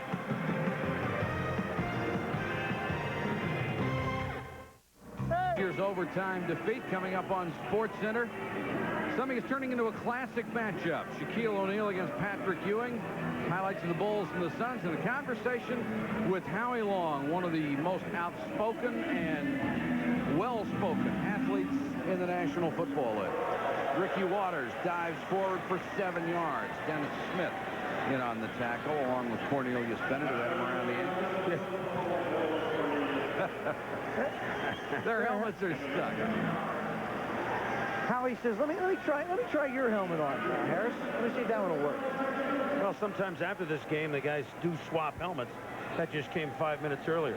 Howie said he's had a lot of offers. He's either going to go into broadcasting or into those movies where one man saves small South American countries. He wants to do that. He wants to. He said he's going to have to lose some weight to go save some countries. What a great warrior he's been. 8 times a Pro Bowler. And what a way to go out playing in a Pro Bowl game. I wonder if we're not seeing the last game by a Raider teammate of Howie's. Max Montoya. Max in his 15th season. Back in his 4th Pro Bowl, a long-time blocker for Boomer Esiason with the Bengals. I wonder how long Max at 37 keeps going. Deion Sanders in on offense. On the ground. Waters following Johnston. And there is another horse collar. Let's go to Tom Jackson. TJ? Here with one of the great defensive backs of all time, Jimmy Johnson, former San Francisco 49er. Your first year at DB, your second year wide receiver, your third year back to the defensive backfield. Was defense something you wanted to do or something the coaches chose? Well, I think it was something the coaches chose because when they drafted me as a wide receiver, Tom. I came in, unfortunately, with a dislocated wrist, so I really couldn't catch the ball. So I caught on with about 5 games that first year as DB. Did such a good job that it kind of imprinted their mind that I could play defense also. Quick student. Your brother is Rayford Johnson. You've always given him a lot of credit for influencing your career. How so? Basically, my brother Rayford was my hero, shall we say. And it's very unusual to have your hero living right in your own home, you know. And he did give me a lot of guidance and good words when I needed it and pat on the back when I needed it. And I must say I must give him the greater majority of the credit for the reason I'm standing here today, a member of the Hall of Fame. Thank you very much. Congratulations. Thanks, Tom. All right, thank you, Tommy. I think Rayford Johnson was the best athlete I ever saw in anywhere, anytime, any place. If he wasn't, there weren't many ahead of him. Jimmy Johnson, I'm sorry, Mike, they're kind of ahead of his time at corner, playing the type of ball he did in the 60s and early 70s. Johnson. And a couple of very weak Moose calls from the Hawaiian crowd. Those came from Moose McGillicuddy's, I think. We've reached the 2-minute warning in the Pro Bowl. It's 17-3 NFC.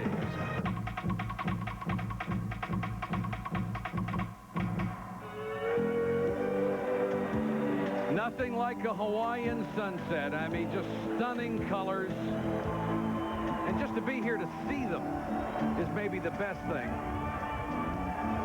And as the sun sets on our game in Honolulu, the sun sets on a brilliant career of Howie Long. But he will have many years in the daylight in other professions.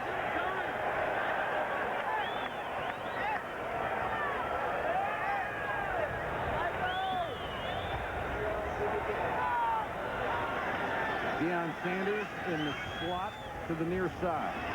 Hebert on the draw to Water. Can't get away from Mecklenburg. Let's go to Tom Jackson. I'm here with Howie Long. Howie, last couple of minutes of your career, what's going through your mind? Really just enjoying it. My boys are down here with me. I'm enjoying it, really. It's been a great week. Had a lot of opportunity to sit down and talk with people around the league and have enjoyed the experience. You probably enjoyed a little bit more towards the end of your career, as you well know. I'm not sure what year you went, but, you know, the later on in life you get in football, the more you appreciate the little things. It's been a good week.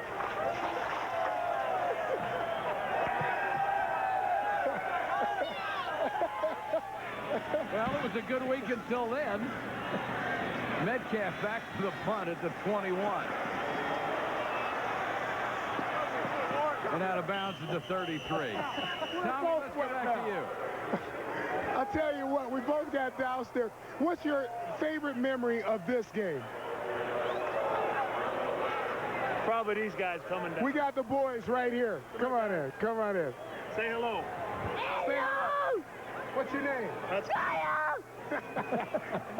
Chris. Nice to see you guys. Yeah, this is probably it, really, for me. Them being here, they'll remember this forever. Be a big throw. Let's go back to Mike. All right, thank you, Tommy. And Howie, again, thanks for the memories. Yeah, you can say that. He didn't hit you. No, he didn't. Not once. Yeah. His younger seems just like a chip off the old block, doesn't he? Joe, you can say thanks for the bruises. Whoa! Chris Warren breaking one. And Leroy Butler tries to drag him down by the football and does at the 30. Gain of 38 yards for Chris Warren of the Seahawks.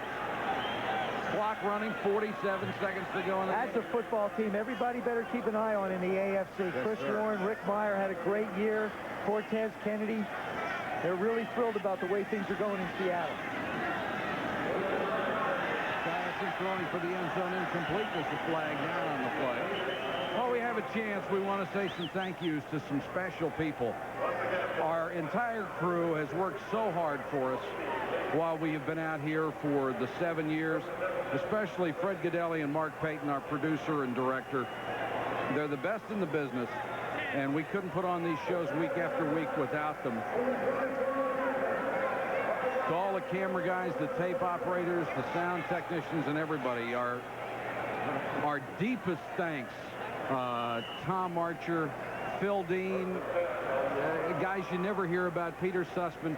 They're the guys that do all the work. Phil Orleans, the people that put together the graphics and do the stats. Mark Fredrickson and Marty and Steve Turnberger. I mean, everybody has just done a wonderful job. And to Joe Theismann, my deepest thanks to Chris Berman. We've loved having you here every year that we've been over here. Here's an interception and a fumble. Dion Lawson got it back. This could be fun. He busts through there, he's gone. He's the most exciting player in the game. Flag is down, Mike. Even Boomer was smiling.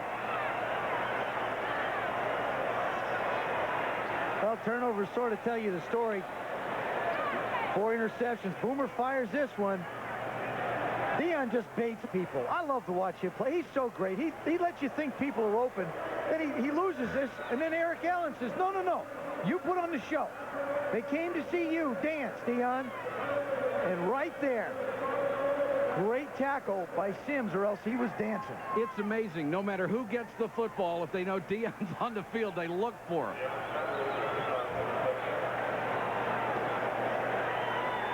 And he comes up a little bit gimpy after that one.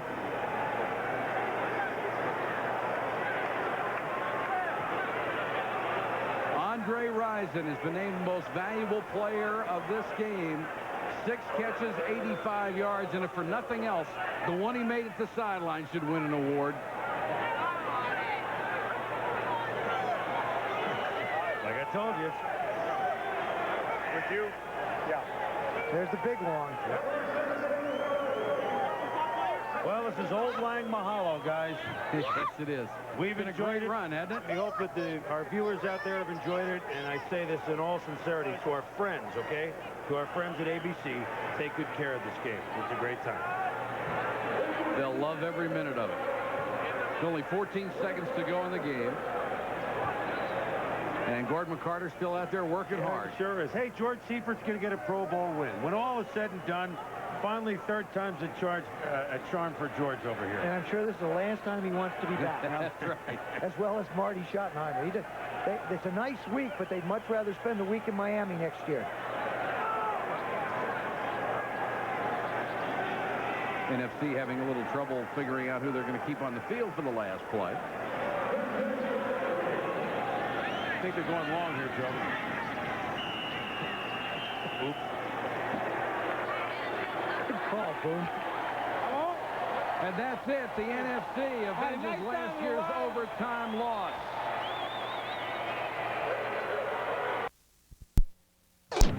Here then are the 100 greatest touchdowns of all time.